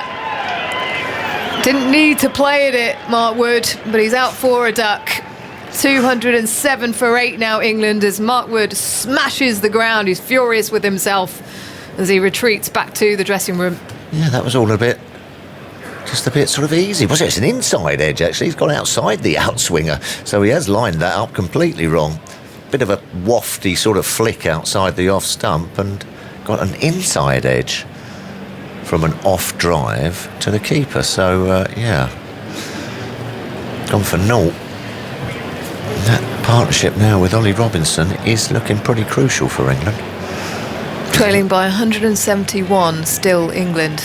Start of the day was 279. Joe Root out very first ball. Dan Lawrence, James Bracey out without scoring. And then that partnership with Robinson and Burns, a vital one, as you say. Yeah. So New Zealand doing well to try and mop up the rest of the batters. Here comes Stuart Broad now. Some side shuffles as he walks out into the middle, of course. He has scored a century here before in controversial circumstances back in 2010. I was there. Smashed it. Pakistan. Smashed it everywhere.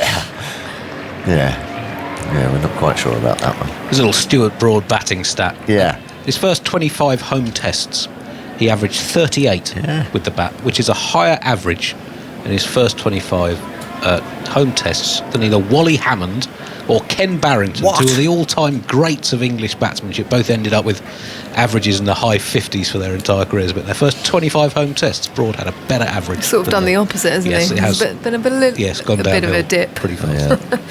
But in the last year or so, I mean, a couple of handy knocks from him last summer. Wasn't there? I can remember him smacking just stepping away. Yeah, there was a lot of stepping away and playing over point. Difficult to bowl at with someone who's got a good eye, though, which obviously Stuart has, and comes in with that sort of freedom.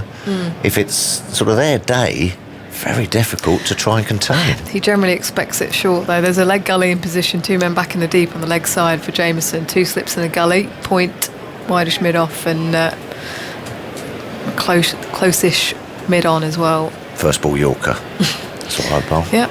That's what he usually does for him nowadays. He's got a good eye. The blonde-haired Jameson assessing his prey. Here he comes, all 6'8" of him, past the umpire. Ooh. Struck on the pads. They go up, not out. Is the call from Richard Kettleborough and signalled a leg by. Probably just pitching outside the leg stump as they come through for 1. 208 on the board for England. Well, he's got to get stuck in for his mate at the other end, isn't he? Tracking down 100. So he might just have to put a few of those extravagant shots away. I did think about a deep point, but now that man coming back into the circle, Devon Conway in that position, is deep square comes up as well for Rory Burns. That leg gully moving out of position to extra cover. On the approach is Jameson bowling across Burns, who defends to the offside. Nice and solid in defence. No run as he turns and walks over to the square leg umpire. It's a quick look down the pitch. Now he's going to come down and pat the wicket. Very tall is Carl Jameson. He's been exceptional in Test cricket in the last year or so. Receives the ball now from Kane Williamson. Almost like a Roman gladiator. Wished I was 6'7". As he shuffles forwards. Bowls wide of the off stump. Good bounce as it carries through to the keeper. Burns leaves that final ball of the over. 208 for 8. Burns on 86. Broad yet to get off the mark. 6 foot 7. It I would have have been a its menace. uses. I would have been a menace if I was 6'7". You talking about with the ball or just in Anything- general? Just in general. Yeah. Cool. Lovely. Talks a lot about Jamieson's outstanding start in Test cricket now in just his 7th Test, 39 wickets at an average of 13.8. He has 4 fifers and a 10-wicket match haul. And he's been particularly outstanding in first innings. This is his 7th first innings, 27 wickets, average 11. He's taken at least 2 wickets in every single innings, and that's now the 6th out of 7 that he's taken 3 or more. Yeah, I think he's going to be a bit of a superstar for New Zealand. Can give it a good smack with the bat as well, can't he? Over in the IPL. Yeah, went for, what was it, 2 million US as Southey bowls to Broad, who's Did he? pushing at one. Did Down he? the pitch, no run. Nice. Who did he Decent. go to? Royal Challengers, Virat Kohli's side. Oh, right, yeah. Yeah. Good gig if you can get it. You missed out on the T20 stuff. Missed out on Toughers. T20, missed out on being 6'7". Yeah, Missed out on. a lot of things. A lot of things. But I'm not complaining. A lot of things to be positive about. Oh, though, still. absolutely. Absolutely. There's Southey. Bowls to Broad, driving back to the bowler, no run. Slightly fuller on that occasion, searching for the pads. Big pigeon flies across in front of the pavilion, now towards us, Tuffers. It's not a pigeon. Is it not? It's a seagull. Oh, is it? Or a gull. Pigeon? That is the worst piece of pigeon identifier I've ever heard, Isha. Oh, I here can it see comes. it's getting up close to us now. Then he flew in our window. Pigeon? I need to use your binoculars, Andy. Is Southey around the wicket to Broad, up on his toes and guiding it to gully, no run. God, blimey, you'd be no good on spring watch. If you work with Bill Laurie, Maybe- you'd be absolutely appalled by Maybe it was quite a big pigeon.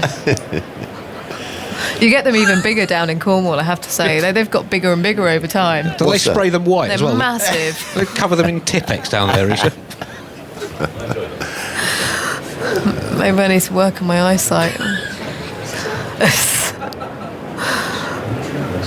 Southey comes over the wicket this time.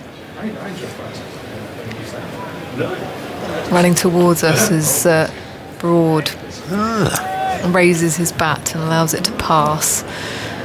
Just starting. You can see those footmarks. Can't you? Just starting really to appear now. Santa got a bit of turn, didn't he? Yes, he did. Yeah. Surprised he hasn't bowled more, Well, yeah, I have. even with the new ball as well. Well, bowled new yes. ball. I think he's been threatening, but he bowled quite well the other day, and then just got took off after 2 or 3 overs. It doesn't seem that perhaps Kane Williamson sees that as the way, spin bowling. Sometimes captains, they like what they like, you know what I mean? It's almost a bit of an afterthought. Well, let's have a little look at the spinner. I thought he was very threatening when he came on. Broad crouching, misses one outside the off stump, beats the bat, looking to play it back down the pitch. Good length delivery from Southey. It's always the spinners. We always get left out, don't we? We all get a problem in India. Yeah, not always. No. I know a couple of games in India where I got left out. Yeah, well, yeah, in India, but mainly around the world. And Australia. Yeah. I wouldn't mind seeing a bit of Jack Leach perhaps as this game goes on, Yeah, even though it's well, going it's to gonna rain. be- yeah. It's going to rain tomorrow, I think. But we shall see. Stuart Broad pulls away. I think you've seen that pigeon.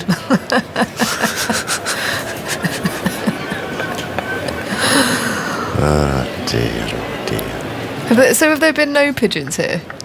I swear I've seen a pigeon or two. Not a giant white one, Isha. No. There were some pigeons earlier as Southey bowls on the hip of Stuart Broad, Close. who's close as he's running in to make his ground. Mid-on, running to his left to take the ball and throw it at the stumps. Neil Wagner in that position. But he'll get through for one, so he's off the mark. 209 for 8. At the end of the over, a few words from you, Phil. And then we're going to hear from Daniel Norcross. Yeah, Stewart, I think, is playing for his mate Rory Burns, who is closing in on 100 at Lords. He's on 86. Usually Stewart would have played 3 or 4 shots by now. Yes. But Dan, hi. Hello, Phil. Hello, mate. Yes, You say that he's playing for his mate Rory Yeah. Burns, and you'd think he was, wouldn't you? Oh, you would, yeah. But then you'd wonder why he would take a single off the last ball of the over so that he could nick strike. A short single, as he just did off the last ball of the previous over. runs are important. I mean, it's a start. It's the manner of his shot selection. Can you leave Burns on strike? I mean, it was a tight single. If he'd hit, it would have been close. Yeah, perhaps. Yeah. Perhaps. But he usually gives it a bit of a dash, doesn't he, now? He probably, does. But he's actually sort of trying to get behind the line and line it up nicely. Well, we've got an interesting... Oh, there's applause. Oh, well done, there's applause for the... What's it called again? The stamper thing? Oh, it is down. Was he? Yes, it's a groundsman here who came on I'll come back to it in a moment because the ball's about to be bowled. The thwacker. Jameson starts over and Stuart Broad aims a wild, booming drive. I'll take it all back. Misses it. Goes through the keeper, no run. It's a tamper, I've been informed. And it's a thing where the bowler's footmarks can get a bit indented. So it's trying to make it flatter there for the bowler. And the groundsman came on, did it, then ran off to warm applause and tripped over a little wire just there, just beyond the boundary, to even bigger applause, because there's nothing a crowd likes more than somebody falling over with a tamper in his hand. Jameson is in to the left-handed Broad, who drives square of the wicket. A good diving stop prevents a run. It looks a state-made, that tamper, though. I don't think you can go down the sort of hardware shops and go. No, I think it's been welded together out the back.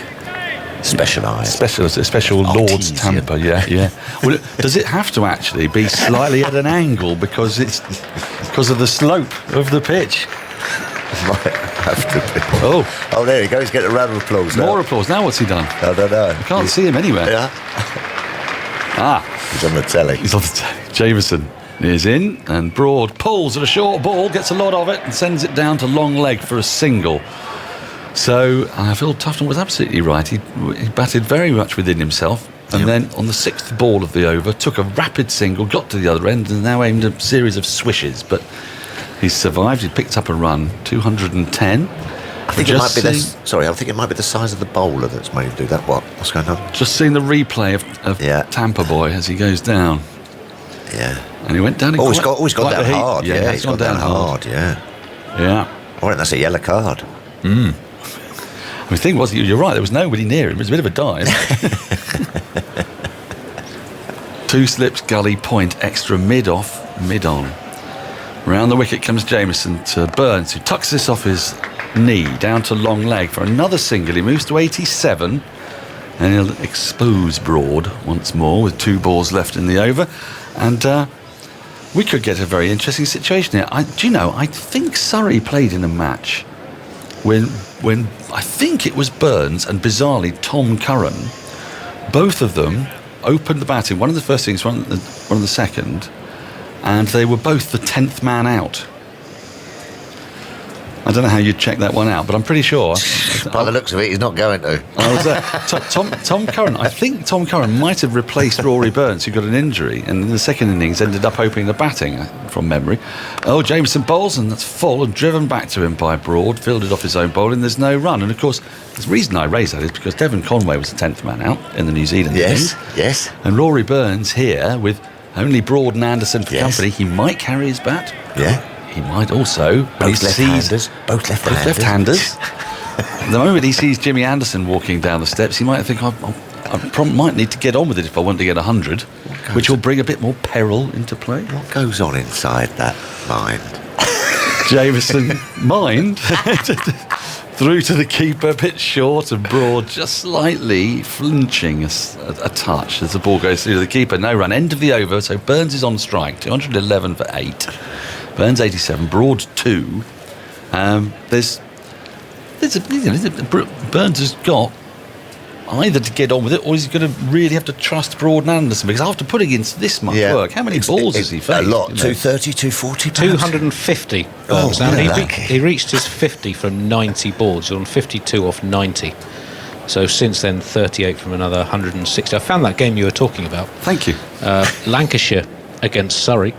Burns 92 in the first innings. 10th man out. Surrey all out for 191.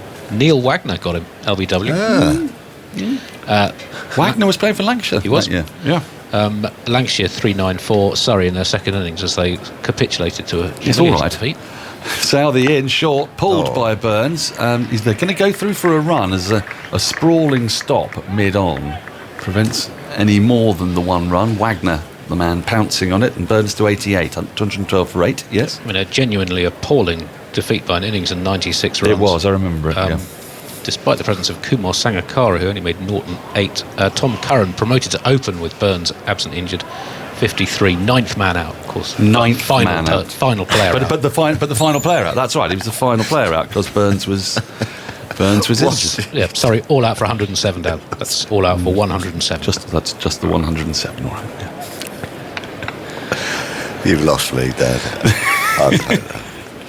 You're not alone. You won't be the first to be lost. Broad's on strike and he's going for a big mow, as you might expect, to a full ball, and he misses it. Yeah, if I was Rory Burns, I'd be getting on with it. I think you're right, yes. Dad. Yeah. Because he's done all that work. I mean, I loved your aspiration for Rory, for Stuart Broad to stick around. But that felt a little bit like the triumph of hope over experience, given what we've seen of Stuart's batting. Well, he started off lining it up nicely and left a couple, but if I was Rory, I might be having a little dip at one of those outside the off stump. There's a clearing of the front leg that appears to be going on, and Burns did take a single off the first ball, so he's sort of got himself to blame a little bit for this as Southey's in. Short, and Broad just actually plays that well. He sways out of the way. We've got up quite high, around about shoulder height through to Watling. There's no run. It's a relatively new ball as well, 8 overs old. That's all. But isn't it curious, in both innings, there's been just one... I mean, Nichols batted well for his 60, but it was very slow, wasn't it? Very attritional. Yep. So clearly, batting has not been easy. It just puts Devon Conway's double 100 into incredible perspective, doesn't it? It does. Yeah. Now then, Colin de Grandhomme is being sent off, I think very wide, not off the ground, but he's been sent back 20 yards for the sort of top edge on the line of backward square leg. Southey into Broad, who defends a full ball. There's a little bluff there from Southey, and it's pushed up to mid-off. There's no run. On the subject of the county game, a reminder that there is commentary of every LV County Championship match on the BBC Sport website and app. All your favourites are on duty. Kevin Howells, Anthony Gibson, Kevin James, Emily Windsor, Mark Church, Don Topley, and others. 212 for 8. Broad has 2. Burns has 88. As Southey turns and runs in towards us from the pavilion end to the left-handed ball. That's going to be a wide, surely. That was, well, no, not according to the umpire. So it was a short ball that ballooned over Stuart Broad's head. Oh, I see. Ballooned over Stuart Broad's head and into the gloves of the keeper, BJ Watling. That, I think in a one-day game, that might have been looked at a bit more closely. That felt quite widey to me. Yeah. Well over Stuart Broad's head, wasn't it? And he's Altman. Got something on Tim Southey.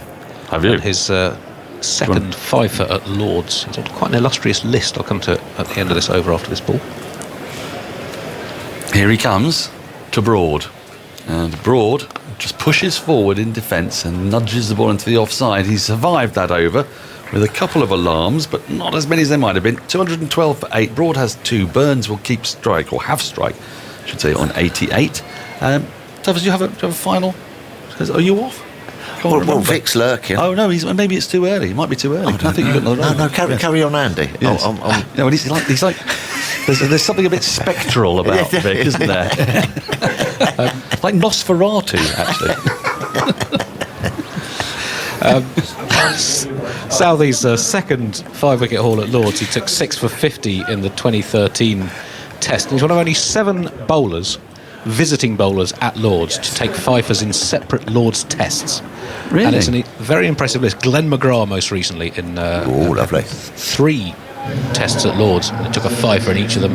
Alan Donald Malcolm Marshall, Richard Hadley, Ray Lindwall and Charles the Terror Turner, the 19th century superstar.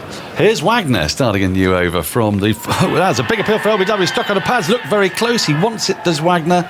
It was a full ball, and Burns... Well, now Wagner is standing in the middle of the pitch, but he's decided to walk away. So they're not going to refer it. That did look quite tight to me. It was very full on the pads. And Burns was looking to turn it into the onside, but Williamson, who has... how many reviews left? Oh, this is still 3, is it? They have just referred it. They have referred it, right.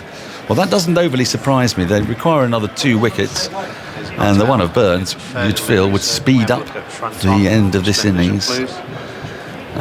Let's take a look at this. So Wagner's bowling left arm over. It's hit him. Oh, it's hit him high. It's hit him high on the back leg. Let's confirm that so I think this is going over the top. It's in and around the abdominal protector area. Or box. The New Zealanders are now not very impressed, are they? They're sort of drifting away. We're checking ultra edge. There is nothing on it. Okay, if we can go to ball tracking when ready, please. Richard Ellingworth doesn't sort of believe in this either by the sound of it. Okay, pitching outside off, impacted line. And wickets missing. There you go hear back it. to Richard on field. Stay with your original decision. Wickets missing. Yeah, that was the voice of Richard Ellingworth, third umpire, and Rory Burns survives. It wasn't missing by too much, over the top of middle stump by about an inch or so. Hello, Victor. Hello, Daniel. Hello. He doesn't mess about, does he, Richard Ellingworth? Gets on with it quite nicely. Nice and quick. Wagner is in to Burns, who pushes at a ball outside the off stump, and there is no run. You're right, Dan. It. Not really. If you hit your knee... Very hard indeed. On a piece of... on this bit of metal. While you recover. Well, this is the equivalent of... Was it Chris Holl or Derek Pringle pulling out a test match while he was writing a letter? He strained himself. I've heard you're about obviously in danger for just bumping your left knee into the bottom of the table. But this sharp metal stanchion thing. Anyway, never mind. Wagner's in to Burns, and Burns defends late, and as a result the ball just rolls down to sort of third slip region, and there's no run. Bravely you're going to carry on, are you? Where's the physio? Have we got a physio? You're an inspiration to us all, Daniel. Yeah. On Tim Salvi, I mentioned that list of 7 bowlers he's on, of visiting bowlers with fifers and separate Lord's Tests. There are a few who've taken 2 fifers in the same game on this ground. Which I've now lost. Right, that's great. So I'll get back to you after this ball. Wagner, Neil Wagner, in again, and Burns edges and is dropped. Dropped initially by second slip, and then, can you believe it, dropped by first slip. Second slip parried it, first slip put out a left hand, and it fell out of the left hand of Salvi, I think, the second time, and has gone down. So Burns has survived and got a run for it, actually. It went high to second. I say high, we're just going to have a little look at the replay. It wasn't that high, but it got big on Burns, and it was around about waist height. Southey initially parried it, and then Taylor put out a left hand. Got fingers to it. Fingers to it, indeed. So it's not rare. It's not often you get dropped twice off one ball, but he has been dropped by two different men off the same ball. It's almost a similar dismissal to Jeff Thompson. Yes. Wagner in, worked very nicely into the onside by Broad, a full ball on the pads. He'll get a single for it. 214 for 8, Broad to 3. You're thinking MCG in 1982-3 to I am. For those of a certain age, yes, they will remember the dismissal of Jeff Thompson when England won the Melbourne Test by 2 or 3 runs, when the ball sped to Chris Taveray, the second slip, who parried it. But this time, the alert Jeff Miller plucked it out of the air from first slip, and the game was over. Much to England's relief. Henry Blofeld was on commentary for that one. Did you get excited? He got very excited. He described it absolutely perfectly. Wagner is in, and it's full, worked into the onside, off a thick inside edge really by Burns, but straight to the fielder, and there's no run. End of the over, 214 for 8. Broad will have strike on 3. Burns 89. I had it on a cassette because I was listening to it with my dad, and we just couldn't stand it as Thompson and Border got closer and closer to the winning post. Then we went in a Welsh farmhouse. We went for a little walk at about 2 in the morning. and recorded to the radio, Oh, right. and then came back and sort of gingerly turned it on again. And so I kept that recording until it wore out. I was in the dressing room. Were you? I'd more or less written him off. We'd sent Gunnar Gould out to field as sub because he was the best available from a very motley crew. So who was subbing Foxy. for? Foxy had got his foot hit by Tomo. That's right. And we looked round the dressing room for candidates to field, and there wasn't a very select gathering. It was Robin Jackman, who was not the fleetest of foot. There was me, more or less in the same category. But it was Ian Gould, and we decided he was the best bet as a reserve wicketkeeper. Jameson starts a new over from the pavilion end. His first ball is driven at expansively by Broad back to the bowler, and there is no run. Who throughout his stay out there took a brilliant catch to dismiss Greg Chappell off Norman Counts. So it was a very good, that was one of the better decisions that the backroom staff took. I mean, it must have been a thrilling moment because actually that kept the Ashes alive. Because Yes, it England did. held the Ashes from 81, didn't they? I mean, And they I were think- 2-0 down going into that match with 2 to play. My memory is I was sitting with Jackers. Here's Jameson. In again to Broad, who drives nicely to the right of mid-off. A good tumbling stop. Ensures only the 1 run, but nonetheless, 1 run. And Broad gets off strike. He has 4 from 20. Burns has 89, he's back on strike. And my recollection is, I'm ashamed to say, that I think we'd just about both written off England because they put on about 80 or 90 by this time. Well, Willis had put the field back, hadn't he? He And kept putting the field back for Border, who'd for been Border. really out of nick. Yeah. And then gradually Border got back into nick because when the field goes right back when you're on strike, you just don't feel they're trying to get you out. And you can pick up. They took the singles more or less, and Border came back into form as a consequence. But England won the match. Jameson in short, pulled out by Burns and missed. It's come. I don't know what that's come off, but it's rolled out into the offside. Has it come off his shoulder or the toe end of the bat? No, it's got The head. his helmet. We're going to have another look. Okay. I mean, it's a weird innings, this, because he started so fluently. Yeah. I mean, this must be... Well, have they One dried of- him up a bit? Maybe they're not giving him his shots. He was Well, getting some that's on the true. pads, wasn't he, a bit? Yeah. Two But days ago. he's sort of consequently, he's lost timing a bit. He started very fluently against the first one. I mean, this must be an innings of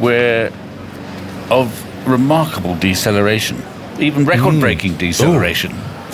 Record. That might take a while to dig up. He was 52 off 90, so 37 off the next 167 balls. That's quite slow, isn't it? But the Yeah. circumstances have rather dictated it, haven't they? His wickets have fallen at the other end, perhaps. But now, I suppose he wants to get on with it because if he's Well, I think he'd like... I mean, he's going to try and bat as long as he can, but I think innings go in phases too, that sometimes you... In a long innings, although this didn't happen to me very often, you just lose it. You can lose it. If you're a good enough player, you can lose it for 3/4 of an hour and still stay in, but suddenly the timing's gone. that's curious, isn't it? Sort of to play yourself sort of out of. Well, yeah, out I of mean, nick the top within the players, innings. you watch it Yeah. with the top players playing a big sort of 10-hour innings in a test match, which is more likely to happen there. And I'm sure they'll tell you that they just go through a tricky phase, but they're so, they're capable, so they'll just rein themselves in and in the knowledge that it'll probably come back, the touch will come back. If you're just joining us wondering why we're not talking about cricket, it's because Rory Burns is having his head examined. For the second For the time, actually, this afternoon. He missed a bouncer, clattered into his helmet. He looks fine, but it's a protocol that needs to be undergone. And a new helmet will have to be brought out. Who... I suppose his answer to the first question he gets asked is, well, still Boris, I suppose. You imagine that's the question they ask each Well, I time, don't is know. I thought it was something like that. it? They might ask him Well, they're about more likely to ask him that than who is the second secretary No, in the... they might ask him about his favourite building, because What is that? I've heard tell that his favourite building is at Worcester. Beautiful ground, Worcester. Yeah. His favourite building is the hotel that's on the site, because it's very easy to roll out of said hotel. Really? Onto the playing field. Anyway, I'm going to make way because I've got to prepare for the quiz. We've got a quiz at tea. Oh, yes, I've been Agnes, hearing we've got a about quiz this. at tea. Yeah. Very, very excited. Be I've got to careful. go- Just give you a little warning. Yep. tea could be a movable feast, the way things are going. 8 It down, could. 9 down. So get properly Good. prepared. Well, Eddie and Tim, who are our contestants, will need to be aware of that. So I'm going You can to do make your way. Ken Bruce impersonations. Oh, yes, in which you can see basically anything in a nice warm Scottish accent, and no one will know you're But saying. I didn't ask you to do that. Nah. I've got to go. Goodbye. Good. Bye. Looking forward to this quiz. So am I. I got one right yesterday, which is quite startling. I don't know if is that question actually being used in the quiz, Andy? Well, no, I don't think it is. Agus. It's very rare that I get one right. You're our test audience. If you got any right, we thought they were too easy. Absolutely. I mean, I totally agree with you. You can't argue with that. Got a name for this quiz yet? I think it's called Super Over, but I'm not entirely sure. 215 for 8 then. Burns is okay. It's his second concussion test. Jameson bowls to him. He looked a bit tired, I thought, when he was replaced down at this end. He's seen bowlers hard. They haven't been bowling very much. Well, it's very much Southey and Jameson. They've got all 8 wickets to have fallen this pair. Wagner unusually is wicketless after 19 overs, but there's still time. What was the test victor on that question?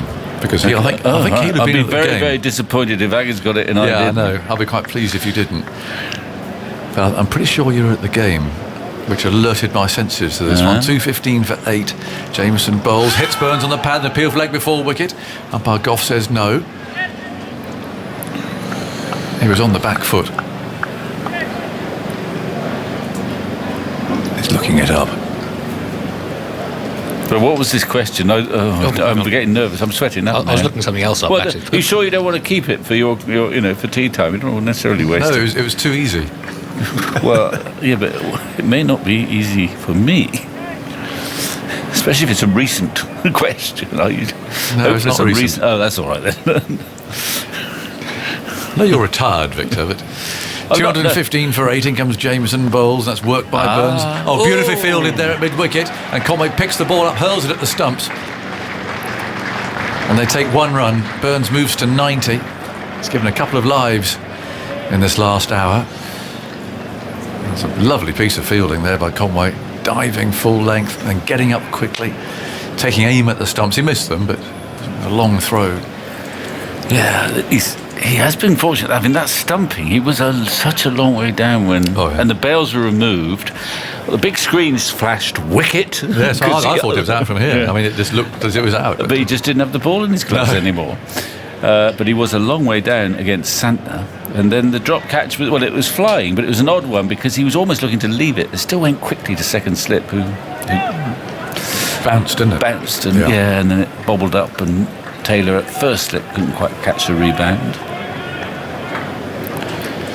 216 for 8. In goes Wagner. Bowls on the off stump, pushed away by Burns out to cover.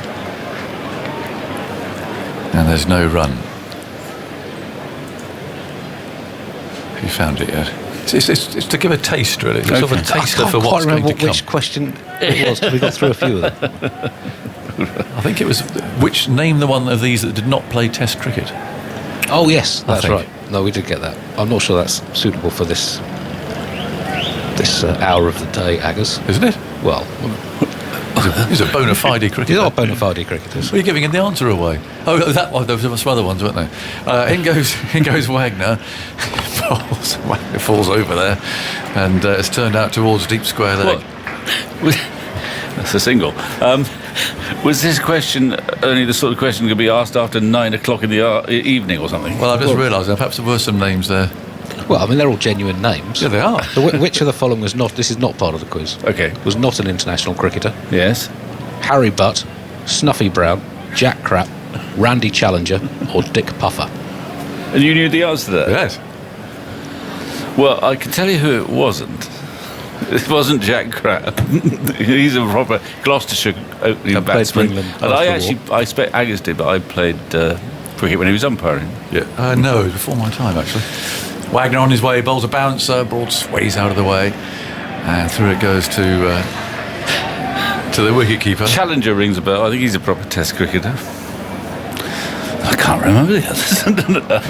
Compared to read them again. Harry Butt, Snuffy Brown, Snuffy Brown. And what was the other one? Who was the last one? The Randy Challenger. Oh, Dick Puffer. Dick Puffer. Was he Richard Puffer? Well, you knew the answer to this. Yes. It's easy. I think I go for the last one. It wasn't about Randy Challenger. Never did play some cricket in the West Indies, but not an He international. played for the Leewards. We watched Randy Challenger running in. So the others all played Test cricket. Yeah. Oh well. Well, good luck everyone in the quiz. There's Wagner. Oh, a horrible swipe from Broad. He anticipated a short ball there, and it was the bluff from Wagner who pitched it up, and he almost knocked him over. Well, they've got the men on the leg side Yeah. for Broad for the sort of. They've got one right on the square leg boundary, another one loitering a bit finer than that, and then sort of mid wicket is not quite saving the single, but it's where they think the spliced pull might go. Likewise, the Grandhomme is quite deep at wide mid on. Sort of slip. Third man is where his fly slipped down. He's there for the the ramp or The something. ramp. Wagner's on his way. He's there and he bowls short, and Broad's heaved him away. That's gone for 6. This is the danger. He's got such a good eye. He hit that massive 6 at Manchester last year, almost into the car park. And he knows what's coming. Yeah, he said himself perfectly, and he middled that.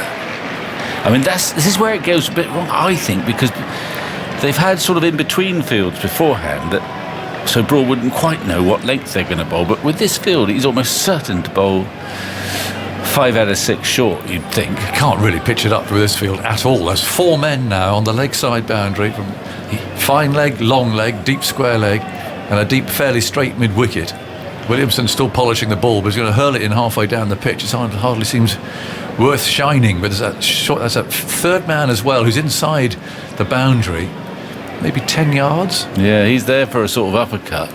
But the covers are completely open, and Broad's got a wonderful cover drive. Anyway, is Wagner going to pitch it up? No. In he goes again, bowls for Broad. He does pitch it up, and he's bowled him. Well, Wagner wins that one. Yep. Brave ball. It was a perfect Yorker, actually. And Broad, stepping away, I think took the view that he can't possibly pitch it up with this field. And he did. He did, and his rattle is off stump. Oh well. Well, it's seldom dull with Stuart Broad. I mean, I was at the first 6 of the match, probably.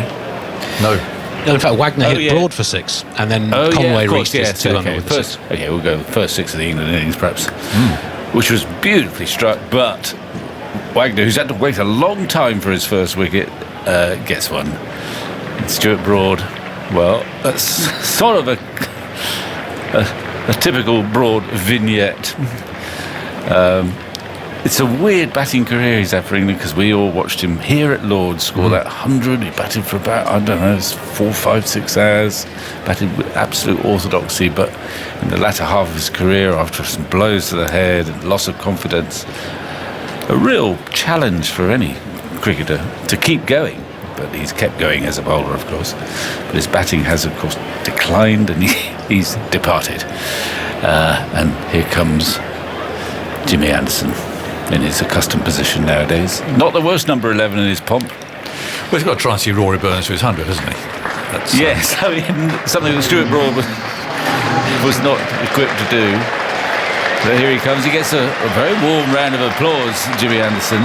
But if he's going to get Burns to his 100, the rate Burns is going, he's going to have to stay out there quite a long time. Yes, he might be batting tomorrow. Well, I think the onus, but I think Burns might take the view that he's actually got to try and press on here a bit, or he won't get to his 100. He's scored 200s in his career, and he's battled away so hard. He has had some luck. Terrible stumping that was missed, and then a drop catch in the slips. So he's had a little bit of luck, but I think I might take the view for that luck that you might, if you play a couple of shots, you might they might come off. Sometimes it's your day, isn't it? Well, it's the end of the over, so Burns is on strike. Let's see what sort of a field. I mean, they might just give him one, but let's see. Not at the moment, really. They've got a couple outriders, 2 or 3 actually. Sort of mixed field. Still a couple slips in. As for the game, well, the lead is still, what is it, substantial now. It's about 150. 155. Oh, very quick, I guess. It's on the screen. I couldn't possibly work that out myself. No, I did. I was so surprised. And there's still 49 overs left today. So if England were bowled out now, it could well be a deficit or a target already of around 300 by the end of the day. Jameson bowls to Burns, who leans into a drive, finds cover. Yeah, if you're New Zealand, you'd give yourself 75, 80 overs of bowling. Work it out from that. Yeah, so that's still you might want another 20 overs tomorrow. There's 98 tomorrow. So they haven't got to go hell for leather to get a... No, to give themselves quite a lot of overs, especially against a batting lineup that will in part be devoid of confidence. There's 4 men on pairs. There are. Jameson comes in, bowls to Burns, who leans back, cuts hard. Now the fielder got a hand to this. He's taken some pace off. He's taken enough pace off to prevent it going for 4. Santner was able to throw it back. But a suggestion there that Burns thinks, well, it's down to me, really, to get to my 100. I'm sure Anderson will try his best, of course, but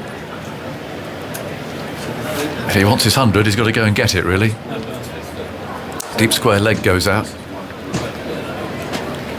It's also a deep point. 2 slips and a gully. Jameson waits the ball to be returned. Now he's on his way again. There's long loping strides and he bowls short. It's pulled away to the leg side. Oh, it's got a missed catch and it's gone for 4. With Conway there making the decision to try and catch it. And he rather yorked himself because he didn't quite get there, I don't think. It was so low, but he was diving at the same time and missed it. And so Burns picks up 4. It is his day at the moment. Yeah, it did land in front of the diving Conway, and you're right, it made it, once he went for the catch, it was very difficult for him to stop it. Yeah. So that was a real bonus, and he's 3 runs away from that 100. 97 not out, and Jameson's on his way from that pavilion end. He bowls to Burns, who flicks into the leg side, straight to Conway, but it does give him 1, and Burns goes to 98. And there's 2 balls left in this over for Anderson to survive. I don't know what sort of nick Jimmy's in, really. No, I'm not sure. I mean, he used to be a pretty good number 11. You know, his reflexes may not be quite so quick. He's punch of the gloves with his partner. I think he knows what Burns is thinking. Just hang in there. 98 not out, but helpless. Down at the non-striker's end. 2 balls of this over left. Yeah. In comes Jameson then. 3 slips and a gully waiting. He moves in, bowls to Anderson. It's short, and rather warily he prods that. Ball strikes him, but the crowd applauds. I think it hit him. I'm not sure it hit his bat. But no, I think it hit him in the body. Yeah. He seems to be... he's got a wry grin. Went back. I don't know, did it hit it? I think it hit his left thigh, probably. Anyway, he's all right. Yeah, a bit of a stinger. He's going away to just try and stretch that off. Yeah. So it's a bad place to get hit because... May not be have any pads there. No, but the bruises can turn into strains if you're not careful. That's tickled him up. Well, he's going to take his time. Yeah, he's stretching and stretching. He's going to be really careful with that over the next couple of days. He'll be icing it when he gets off. It's like a hematoma, is it? Well, it does, and it can easily strain. Jimmy doesn't want that. Burns having a long word with him. What do you do if you're the bowler? Do you go for the stumps this ball, do you reckon? Yes. You're going to try and knock him over, aren't you? Yeah. They're not going to take a run, surely. 2:30 for 9. In comes Jameson. Then he bowls to Anderson. It's short again. He sort of fends that away without really looking at the ball. Anderson survives to great applause from the crowd that's gathered here. Well, they're noisier now than at any stage. There's this sort of drama within a drama, which happens in cricket, doesn't it? Yep. They're committed to getting Burns to his century, as is Jimmy Anderson, who managed to fend off that last one. Now Burns has got the strike. Now, does Burns take a single if they're going to sort of offer him that opportunity? All the fielders just about are giving one, except perhaps they go at extra cover. Yes, I wonder what length Wagner will bowl here as well. He's got the men out in the deep on the leg side, but they might be out there anyway because they're quite happy for Burns to take a single. He's giving one, I think, everywhere. Yep, Apart from he's got 2 slips in, but the rest are sort of spread. Take one if you like. Yes. Wonder what Burns is going to... Well, look for 2, Jimmy, if it goes down to wide third man, but... Here we go. 98 not out. 2 away from a 3rd Test century. Burns settles over his bat. And Wagner goes sprinting in. Left arm over the wicket. Is there any bowls? Swinging in. He's got an edge on this. Down towards fine third man. It goes. They should get 2. They will get 2. And Rory Burns has battled away for this. He's taking off his helmet and is bowing to his teammates up there on the England balcony, pointing to somebody in the crowd he knows and loves, maybe. He looks delighted. It has been a battle. It's been a real battle. He's had some luck. Couple of chances that really should have been taken, but that doesn't matter. And again, he points to an individual in the right. I think it may be that the players' wives and girlfriends and so on are over there in one of those boxes in the grandstand. In fact, I think Mrs. Burns is there on the front with little baby Burns. There you go. I can see them now. The baby Burns has seen Daddy score 100 at Lords. I don't think... is it a boy? I think it was a boy. I don't think he'll remember much of it. Because he's only... Well, he was born in January, February time, wasn't he? Yeah. Anyway, that's really nice. 2:32 for 9. In goes Wagner, bowls. And Burns is on the front foot, playing out to cover. Well, any 100 in a Test match at Lords is a fantastic achievement. He was very, very fluent for about 25, 30, maybe even 40 runs. And then it got more and more difficult. Maybe the Kiwis bowled better at him, but his timing went. He's had to battle like fury while wickets have fallen fairly consistently at the other end. I mean, we could have 2 left-handers close to carrying their bat. He's run out here. Andy will be up and down. Here's Wagner, a low full toss, and Burns, oh, thanks very much. And tries him straight down the ground for 4. And his baby actually is a daughter, Cora. Over there in the boxes in the grandstand. A Burns century came from 267. Oh, thanks very much. And tries him straight down the ground for 4. And his baby actually is a daughter, Cora. Over there in the boxes in the grandstand. A Burns century came from 267 balls with 11 fours. His first 50 from 90 and his second from 177. It's his 3rd century in Test cricket, his 2nd in 4 innings against New Zealand, and this season in first-class cricket.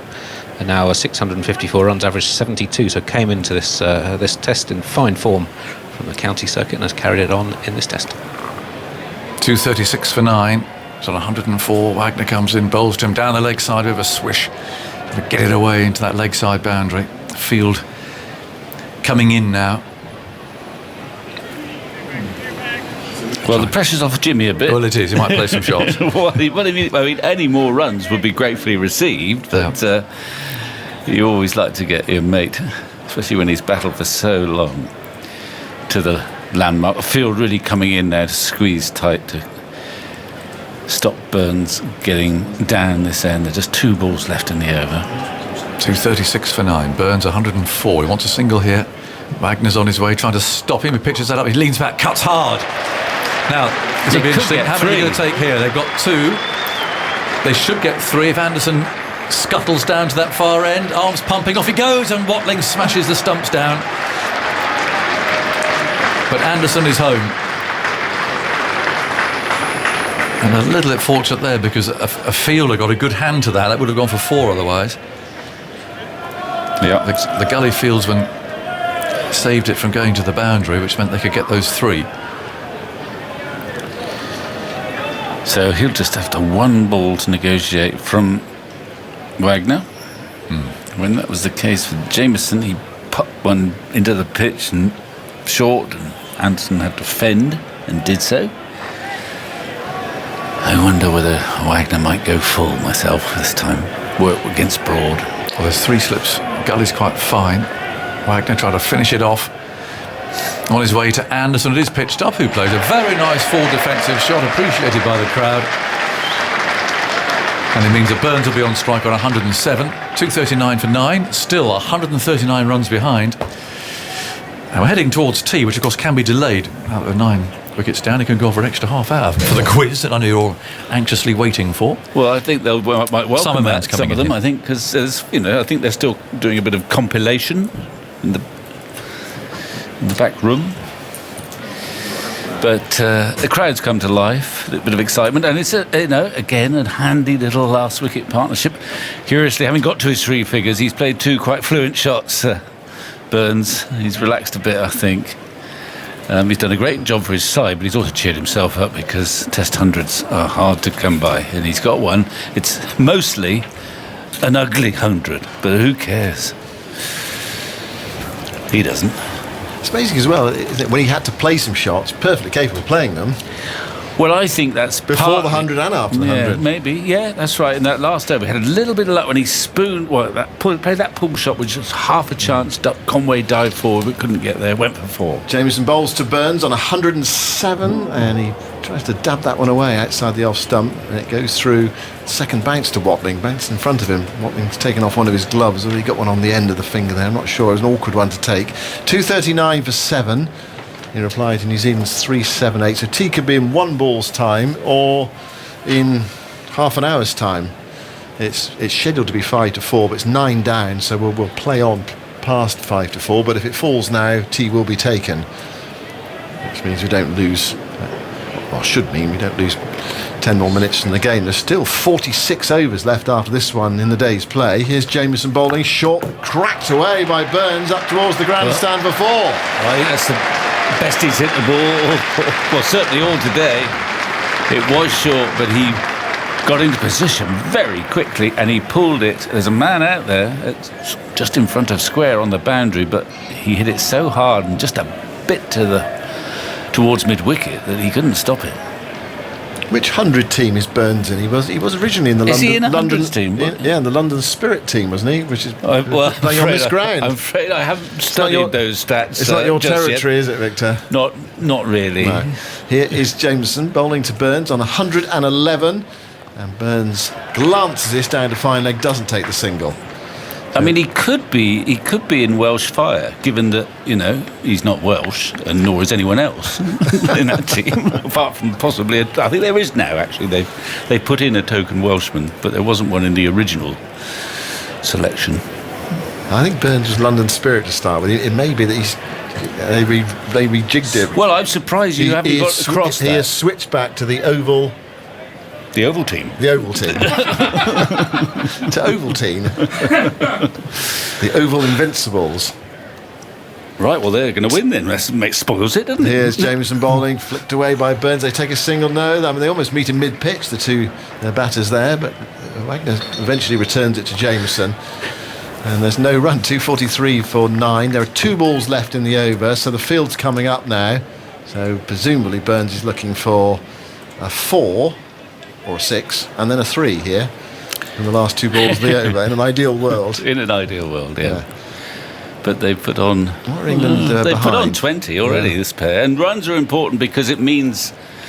Absolutely, New Zealand will have to get a few more before they contemplate declaration, if that's the way the game goes. We assume that's the case. I think, you feel that England will be batting again sometime tomorrow as long as the weather holds. Here's Jameson bowling to Burns. Burns angles this for 4. Down towards the 3rd boundary. Between the 2 slip fielders, there's a 1st and a 3rd slip. And he played that wristily away. 247 for 9. Burns is 115 not out. I asked Andy Zaltzman before I came on air. When was the last time, if it's ever happened before, when an opener has batted with a number 11 in the first 2 innings of a Test match? Yeah, well, and that's whether it's the very first time. Interesting to know that, wouldn't it? Yeah, he said he wasn't sure how he could work it out, to be honest. I said a 1 and an 11, but of course Conway was 2 on the scorecard. Burns is 1. But an opener with a number 11, because Conway batted with Wagner, and now Anderson is batting with Burns. Here is Jameson bowling to Burns. Burns drives for 4. Through the offside, field is up. Hit that down towards the tavern stand. There's lots of protection there on that offside, but he found the gap, and he's batting so fluently now. And he did rein himself in. It was a really disciplined effort till he got to about 93, and then he realised he had to play some shots. Jimmy Anderson, number 11, and it's freed Burns up, and he's played gloriously of late. Those last 2 shots were fantastic, really. There's a delicate late cut, and then a beautifully fluid cover drive, slightly on the up. Leaves Anderson on strike, which is not necessarily where he wants to be, but, a little nibble somewhere. Wagner will come in, and I think he might pepper him, actually, this over. Yeah. Once or twice. What will really frustrate New Zealand is if he's able to get one away for a single first ball. Yeah, well, there's a nice gap there. If he could just get it just behind square on the leg side, there's no one there saving the single. It's 251 for 9. Burns is 119 not out. Anderson on 0. 2 slips in the gully. Wagner goes in, bowls to Anderson. It's full. And Anderson pokes the bat at it, and it goes through to wicketkeeper Watling. Did you want to say something, Andy, or not? Burns 28 from his last 14 balls. So the partnership 28 in 3 overs and a ball. Anderson's just faced 4 of them. He's getting like a politician. You ask him one question, and he gives you an answer that has absolutely nothing to do with the question you asked him. He's not responding to that either, is he? Wagner rushes in from the nursery end to bowl to Anderson. It's full. Anderson clips it away just short of forward square leg Santner. He hit it firmly. What he would like there, obviously, is just to get it either side of Santner, but hit it straight at Santner. I set Andy this challenge, and he's taken the challenge up, but he thinks he'll find it quite difficult to work it out. He's not quite sure how he's going to solve the puzzle. Yeah. 251 for 9. England 127 runs behind on a sunny Saturday, coming up to tea, which is either 1 ball away or up to 25 minutes away. Wagner bowls. Anderson gives himself some room, tries to slice that through the offside. He missed it, went past the off stump. Wagner stands in the middle of the pitch, barely able to believe what he's seen there. I think Anderson had sort of calculated that he's going to bowl a short one now. And he didn't. He's got the field set for the ball being fully pitched up with 2 slips gully, a little ring on the offside. But Anderson, I think he took a punt there. And as well, he's done his job, hasn't he? In England up to 250, and Burns is. He's got Burns to 100. Burns has scored some runs since, so... Yeah, but he'd like to delay bowling for as long as possible, I think. What's he going to do now? Perhaps he'll go back to orthodox defence. Wagner runs in and bowls to Anderson. It's full and angled away by Anderson down towards the Warner stand. They've gone for 1. Anderson wants to come back for a second. He's happy with the bowling. Well, it's the 4th ball of the over, I guess. Yeah. So Anderson off the mark. I mean... he doesn't see himself as a total rabbit, Anderson. I mean, and he was involved in a world record last wicket stand. Trent Bridge, was it? Yeah. It was on a very flat pitch at Trent Bridge. It was, he batted for a long time, and he's always had 81. He made a sort of solid technique. Now then, he's got a couple of nice shots, hasn't he? The reverse sweep and the extra cover drive. Yeah, well, he won't play the reverse sweep. I don't think at this juncture. 3rd slip going in, man going back to deep square. 2 balls left in the 96th over. 253 for 9. And Wagner goes in. It's 22nd over. It was an away swinger. Anderson pokes at it and misses. And it's through to Watling. Our club cricket quiz they coming up at tea time. They must be on tenterhooks, all the club cricketers, because they don't quite know when it's going to start. I've taken the quiz already. Have you get on? Well, there's 6 questions for each side. I dropped 1 on each round. Oh, right. So it's obviously very, very difficult then. Well, there was a difficult question in there for me anyway. 2, so I got 10 out of 12. Ooh. That's another way of looking at it, isn't it? This is Wagner bowling to Anderson, and Anderson plays a perfectly acceptable forward defensive shot up towards Williamson at mid-off. There's no run, it's the end of the over. Wagner 22 overs, 3 maidens, 1 for 73. It's 253 for 9. These two came together at 223 for 9. And England were in a perilous position at 140 for 6, in danger of being asked to follow on. There was a half-century partnership between Burns and Robinson. And then we saw a flurry of wickets. Robinson 42, Wood 0, fourth duck of the innings, and Broad 10. And Burns 119 not out, third test 100. And back-to-back hundreds against New Zealand as well, because he made one in Hamilton the last time he played against them. Williamson's going to have a bowl. Yeah. Left-handers, 2 left-handers in. That's part of the notion, I suppose. And just something different to try and break what has become rather an annoying little partnership. We dig out. It may be he's forgotten about the bowling. extra half hour that you can have, because tea is scheduled. This could be what he thinks is the over before tea, but it won't be if he doesn't get a wicket. I don't know. Perhaps I'm underestimating him. Another 20 minutes available to us. There we go. It's up on the board now. He's best of 4 for 44. He's taken 30 wickets.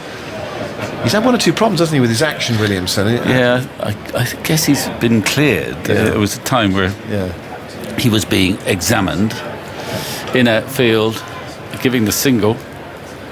Jimmy can play against him, surely. He can resist that reverse sweep. I think he'll play it, don't you? What? I reckon he will if he gets on strike. Williamson bowled. It's a rank delivery first up. It's a wide. It was a short ball and it went down the slope as well.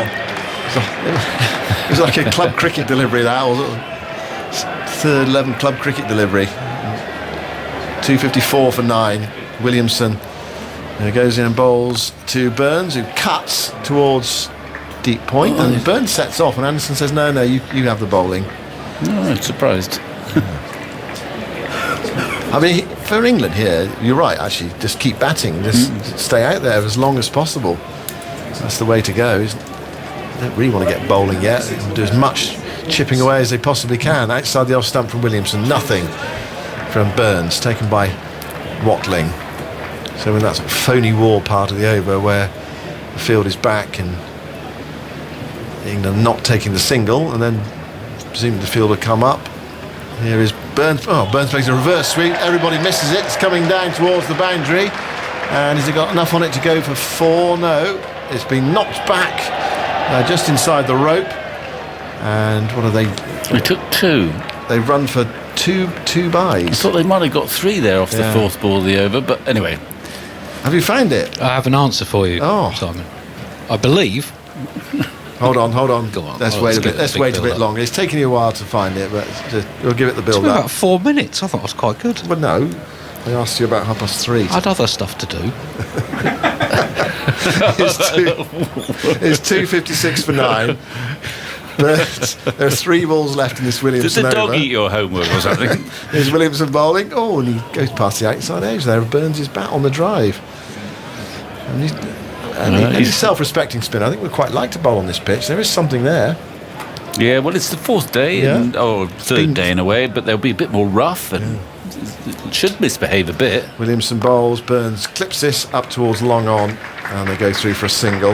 And the field was back for the 5th ball of the over, which is odd, really, isn't it? Yeah, it comes up now just for the.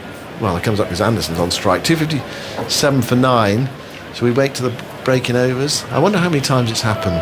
It's probably happened about 28 times or something in Test history. I was getting excited because I thought it can't have happened that often, can it? You wouldn't have thought First so. and second innings of a Test match.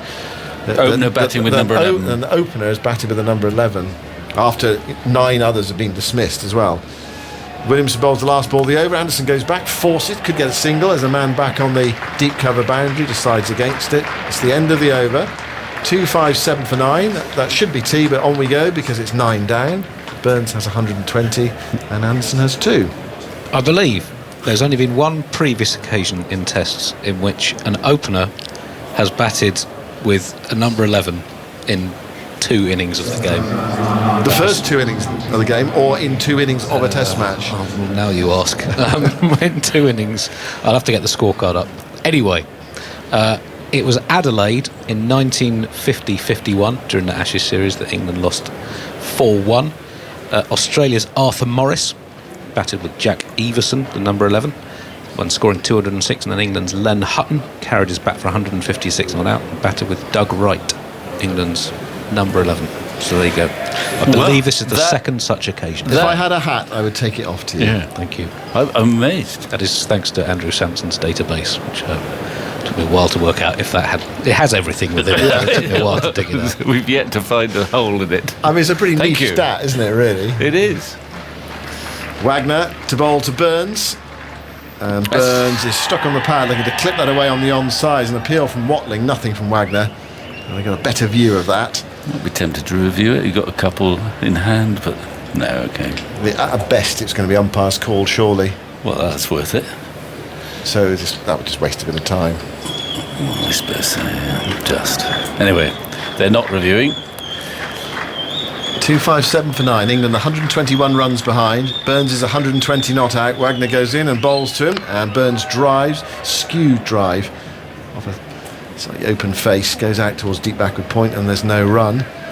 And the field is back, and in that situation, the first 3 or 4 balls of an over where neither is prepared to take a single, and the game sort of dies a little bit. What were they? Is it showing that wicket's Just missing leg yeah. stump, yeah.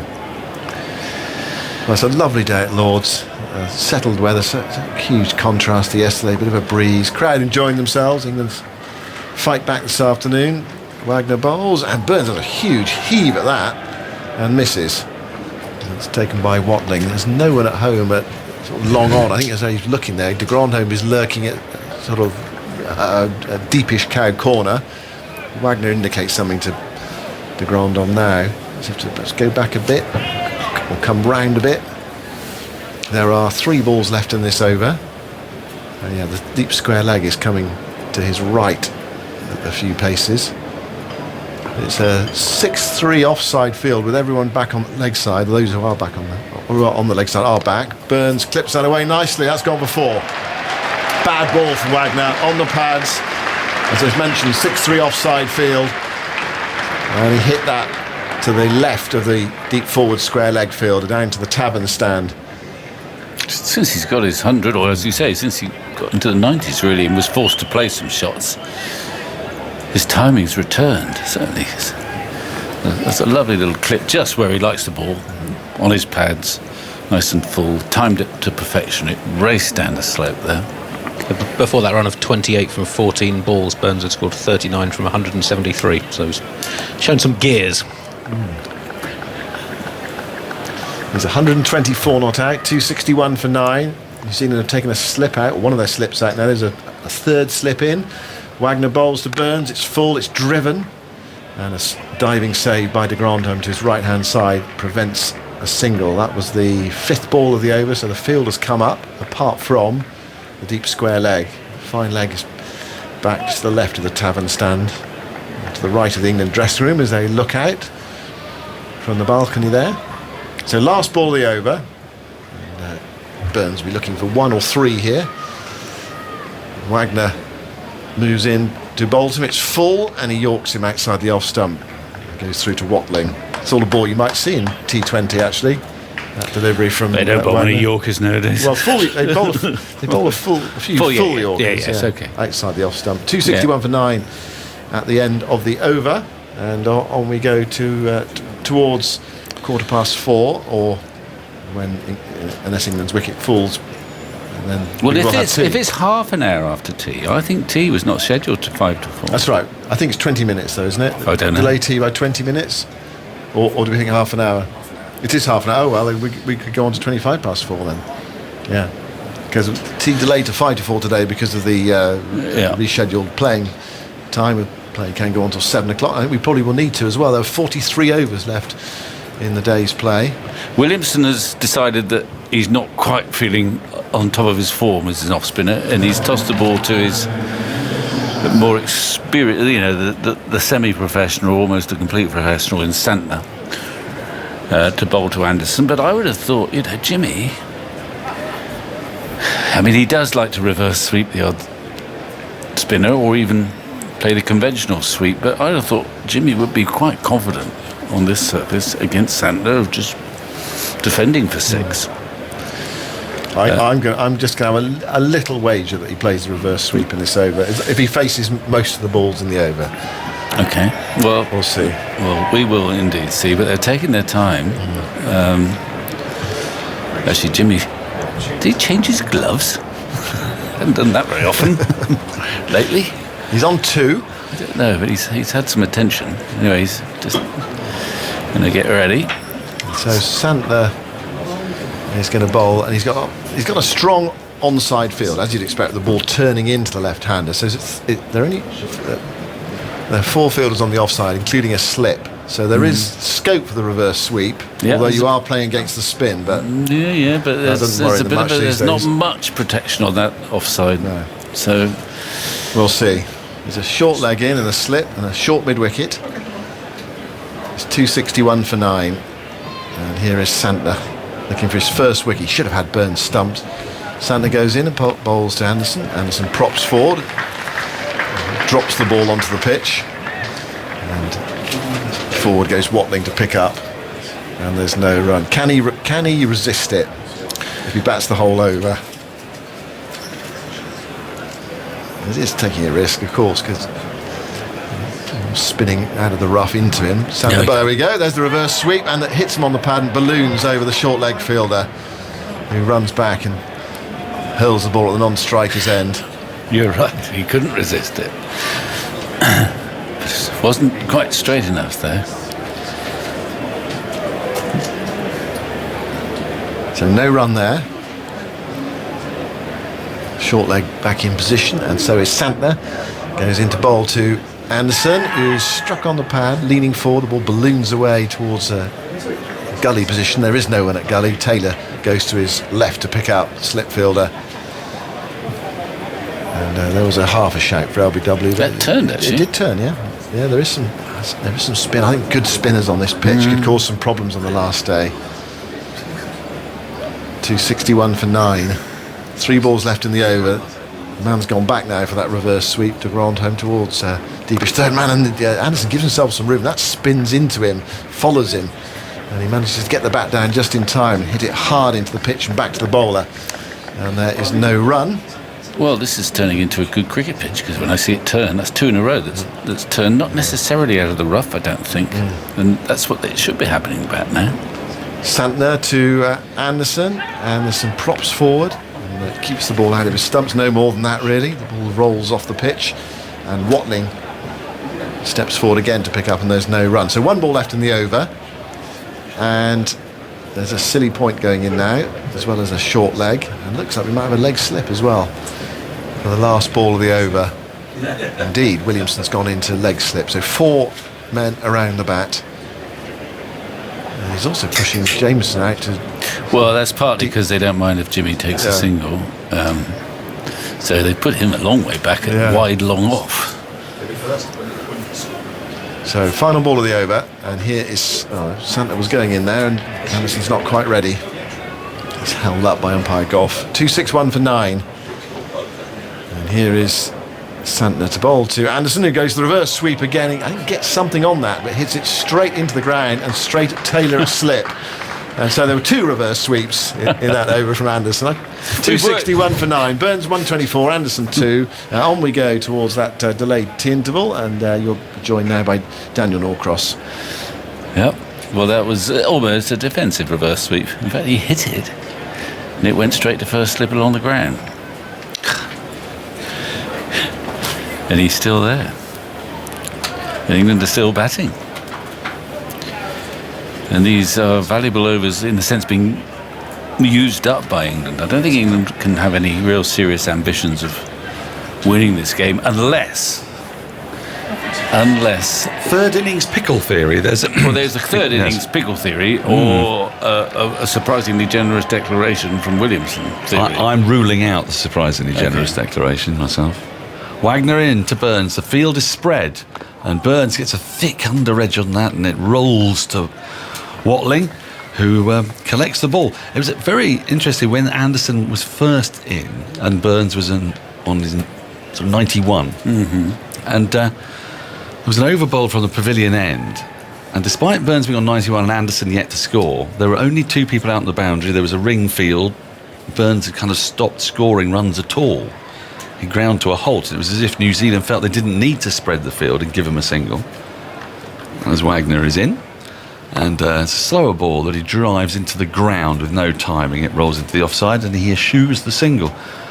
But then he just connected with a couple of shots, didn't he? And then suddenly Williamson moved into this sort of defensive ploy that we're all very familiar with. We were talking about it when I was last on with you. The border, Thompson, Bob Willis, 1982-3 Melbourne test. So let me give you the field such as I can describe it. Essentially what you need to know is that everybody is outside of the ring apart from Salvi at backward point.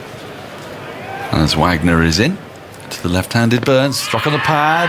Huge, magnificent appeal from Wagner. I don't think I'd review it. Would you? They've got 2 to go. He's now it's a marvellous moment there where Wagner adopted the pose of Rodin's thinker as he's collapsed to the floor at his knee, and he could not believe what had happened. And Kane Williamson is saying, "Well, do you want to review it? They are going to review."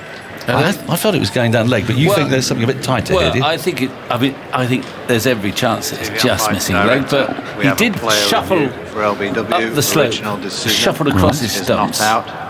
Well, I got it wrong, completely wrong on Sibley's dismissal, so I could well have got it wrong here. Let's have a look. I mean, Watling was not at all interested, really. It's pitched on off stump, and I think it is going down. We can see off stump, and we know where middle stump is. It's sort of hit him, if anything, in front of leg. I suppose confirm that. I would be useless at deciding when not to review. In fairness, you're trying to do it from 100 yards away. You're not quite as close. We're going to get the ball tracking. There's no inside edge. Impact is in line, and umpire's call. Umpire's call on leg stump. Well, that's a good review then. Go back to Richard on field to stay with his. Well, they haven't lost a review, have they? They haven't lost it. So I see exactly. Yes, I think we were all right. Sometimes umpires can be misled by when batsmen take up unusual positions. He took quite an unusual position there because he did shuffle a long way towards the offside to try and whip it away on the leg side. 261 for 9, the score remains. Wagner in, he has shuffled again across. Now he's lofted this high in the air and over mid-wicket for 6. What a very un-Rory Burns shot that. You've seen it maybe if you were at an oval T20 a couple of times, but he hurtled across to way outside off stump, and he's fetched that ball down the hill into the mound stand. It's gone a long way back, and the ball will now have to be gingerly picked up by an umpire. Will need to sanitise it because it's been in the crowd. Well, how many sixes have we had in this innings? There was one from Devon Conway in the first innings. Stuart Broad hit one. Broad hit a 6. Wagner hit a 6 off Broad, so they reversed each other's sixes. Conway reached his 200 with a 6. And Rory Burns, from his 3,148th ball in Test cricket, has just cleared the ropes for the first time. Right. 3,148th ball. Is that some sort of record? No. Actually, I do have a record I want you to look up. Has Stuart Broad got the highest proportion of runs in sixes for anyone who's got over 3,000 runs in Test cricket? I was mulling that over downstairs, and I thought, you're just the man for the job, and you would rush to it with great alacrity. The field has come in. Wagner bowls and driven nicely, but de Grandhomme sprawls to his left to field from mid-on, and there's no run. It was a nice, crisp, firm on-drive. Burns up to 130. 267 for 9. The deficit is now Nelson, 111, if that can be a thing. And Anderson's still with him, and it's becoming more and more difficult now to envisage a New Zealand win. This is why I wonder, as you get nearer to parity here, the third innings pickle theory becomes more germane, I think. I'll come back to it shortly. Wagner is in, full toss, slapped along the ground, again to a sprawling de Grandhomme, who fields, and that means, though, that Burns doesn't get a run off the last 2 balls, and Anderson will be on strike at the start of the next over. England have faced 100 overs, 267 for 9, Burns 130, Anderson 2, and the pickle theory is copyrighted to a Surrey commentator called Johnny Barron. I know Johnny Barron. You'll know him, many lovers of cricket will know him. And the pickle theory is basically this. You start the third innings of the match with a decent lead, but not a massive one, not 200 plus, but sort of anything between 80 and 130 or so. and then you're a little bit stuck, not quite sure whether you need to get on with it in order to make a declaration to put your opponent in, or to make the game safe to start with. And you get caught betwixt and between. You lose some wickets early on, and the whole thing collapses, and the pickle is on. It sort of happened. The best example of this theory, of course, sadly, was in Adelaide in the 2006-7 tour. That is the foundation stone of the pickle theory. Yes, when England were mesmerised in their third innings, or in the third innings of the match, by Warne and McGrath, after they had scored a huge number of runs in their first innings. Santner in to Anderson, starts a new over, and Anderson pushes the ball into a gap, finds a space, and de Grandon has to move from point to field, and as a result they're able to get through for a single, and Burns has got the strike back, and I imagine we're going to see him attempt some fireworks here with the improvised shot he pulled off Wagner in the previous over is anything to go by. The field is now spreading, as you'd imagine. Deep backward square leg, a deep forward square leg, a deep mid wicket, a long on, a long off, a deep backward point. There is still, rather concerningly, a short leg. I wouldn't quite fancy being there. Well, I think Burns is sufficiently a pragmatist to know that actually he's not Ben Stokes and he can't clear that leg side boundary with confidence. So he looked to go inside out, do you think? Yeah, maybe. There is a slip in, and he's gone for a massive sweep, and he's connected nicely, but it's fielded out on the boundary. And he's taken a signal. Wagner, and he's taken the signal because he trusts Anderson to survive against Santner, which doesn't say a great deal for what they think of Santner's penetration. No, what it says is I respect Anderson, the batsman. All right. Who has done a stout job, actually. He's probably... He might reverse sweep, though. He does like the reverse sweep. He's tried 2 already. Yep. Sort of, as you say, sort of plays it as a defensive shot sometimes. He's gone for the reverse, and he's got, I don't know if he's got anything on it, but the ball has rolled away on the leg side, very fine, has been picked up by Conway, and they've come through for a run, and it's gone to Anderson. So he did get a little bit of bat on that. He nearly dragged it back onto his stumps. It went that fine. Yeah. It's off his glove. Actually, it's off his glove and then off Watling, I think. And he's got a single, and Burns is back on strike on 131, 270 for 9. The deficit now just 108. Santner's in, the sun is shining, and Burns just guides this ball through backward point for a single, and I wonder if this is the right field now, if Burns is just going to take a run, or maybe New Zealand are happy to give him the run. 271 for 9. Well, I'm mildly surprised. I think Jimmy actually quite enjoys playing spinners for the obvious reasons. They're going to hurt him. They're going to hurt him, yeah. Although he does like to dabble with that reverse sweep, which is yet to be totally convincing. Field comes in for Anderson, and Anderson goes back and cuts gloriously off the back foot, almost a back foot drive for 4. Through the covers. That is a wonderful shot. It was a wonderful shot. It was a 50 partnership bringing up shot. It was a horrible ball, actually. But nonetheless, he waited for it, a long hop. And this is not the first time I've said this. He brought echoes of David Gower. It isn't the first time you said it. As he stroked it through the covers effortlessly for 4 with a touch of elegance. With a lot of elegance. Yes. All right. Santner is into him again. And that's Fuller, and it beats the outside edge of his bat. Goes through to Watling. There's no run, but it's the end of the over. Anderson has survived again. He has 8. Santner's 10 overs have cost him 30 runs, and England are 275 for 9. The deficit's almost under 100. And that 50 partnership has come off 52 is a partnership of 55 balls, 41 of them for Rory Burns from just 34 balls. And when Anderson came in, he was on 91 off 200 and how many? He was on 65. 91 off 262. 91 off 262. So, off 34 balls, he's hit 41. The 50 partnership England's 56th. 50 plus down for the 10th wicket in Tests, and the 6th Jimmy Anderson's been involved in. Previously had 50 stands with Darren Gough, Steve Harmison, Joe Root, Johnny Bairstow and Sam Curran. Yes. You have no idea why I made that gesture, and I will tell you later. Okay. Yeah. Right. I only saw the end of the gesture. So I don't know if it involved 2 fingers at the start or not. I mean, you must be on tenterhooks. There's a debut quiz about to happen that is so exciting. And so excited. Silly Pointless, I believe you called it, didn't you? I think Silly Pointless. Silly Pointless. That was your name. I like that. Salvi is in, starting a new over. And is there an edge? There is. And Rory Burns is gone, and he will not carry his bat, just like Devon Conway. He's the 10th man to go. It was a full ball. The new bowler had come into the attack.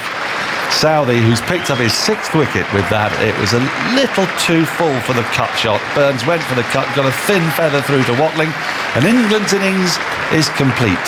For 275, Rory Burns is walking off to a rapturous applause, standing ovation around the ground. We haven't seen that for an England player since, well, September 2019, I'm guessing. Not at Lord's. Not at Lord's either, no. As the ground staff make their way out, Burns is walking off on his own, actually. Anderson is trailing respectfully in his wake. And the New Zealanders have gaggled together. They're giving him the chance to walk in through the pavilion steps. What a magnificent end to the... Look, it's a very gutsy knock, all told, from Rory Burns. It wasn't always pretty. It began well. It was a little bit like Anne Elk's Diplodocus. Well, yeah, we haven't got time to get that one. But it was lovely at the beginning. It was lovely at the end, and a bit dodgy in the middle. It's like a dodgy sandwich, let's say. It was a bit like that. But look, it's what's held England together. Absolutely. And the extraordinary symmetry, really, of these two innings, both New Zealand's innings and England's innings, in which an opener has been dominant. And really no one else has scored runs. The top score 42 for Root and Robinson, each got 42, 22 for Pope, but ducks for Sibley, Lawrence, Bracey, Wood, 4 ducks in there. Just 10 for Broad Anderson, 8 not out. Just 2 for Zach Crawley, but 132 for Rory Burns. And similar to New Zealand's innings. It means England have conceded a deficit of 103, but... what will we have now? With a 20-minute break for tea now coming up, there'll be 2.5 hours or so, 2 hours and 25 minutes in the evening session, which will probably amount to about 33, 34 overs. And so, New Zealand could get into a pickle, or they could get 100 odd ahead. Victor. Yeah. I mean, they'll be disappointed with that last wicket partnership. It will buy England quite a lot of time, that, and also cheer everyone up, even Jimmy. Well, especially Jimmy, perhaps. So, unless there's a real pickle, third innings pickle, we would expect New Zealand to be a couple hundred ahead by the close of play, which would mean that they will have to bat probably most of the morning session, if not all of it. You'd tomorrow. Think all, wouldn't you, really, to feel comfortable? I don't think Williamson will be in a mood to toss out the gauntlet, throw out the gauntlet and say, pick that up and let's have a last day run chase. Tim Salvi, 6 for 43, has become only the 3rd visiting player to take 2 sixfers at Lord's. 6 or more in an innings. The only other 2 before him, Bob Massey, who had 8 in both innings in 1972, and the great Malcolm Marshall, who had 2 sixfers, one in 1984 and one, I think it's 7 for in 1988. Thank you, Andy. We've got a lot to get through the tea break. Well, good luck to all the quizzes and indeed the quiz masters. Very quickly, I'm going to run you through the scorecard because you know most of it. Burns 132, Sibley a duck, Zach Crawley 2, Joe Root 42, Pope 22, Lawrence and Bracey both ducks. Bracey on debut. Ollie Robinson a fine 42, Mark Wood a duck, Broad 10, a skittish 10, and Jimmy Anderson unbeaten on 8 at the end. The bowling figures: Tim Southey, who's just heard, 25.1 overs, 8 maidens, 6 for 43. Carl Jameson, 26 overs, 8 maidens, 3 for 85. Colin de Grandhomme, 15 overs, 5 maidens, none for 24. Neil Wagner was the other wicket taker, 24 overs, 3 maidens, 1 for 83. Mitchell Santner, 10 overs, 4 maidens, none for 30. And Kane Williamson, just the 1 over, none for 2, and one of those 2 was a wide. So England bowled out for 275. New Zealand have a lead of 103.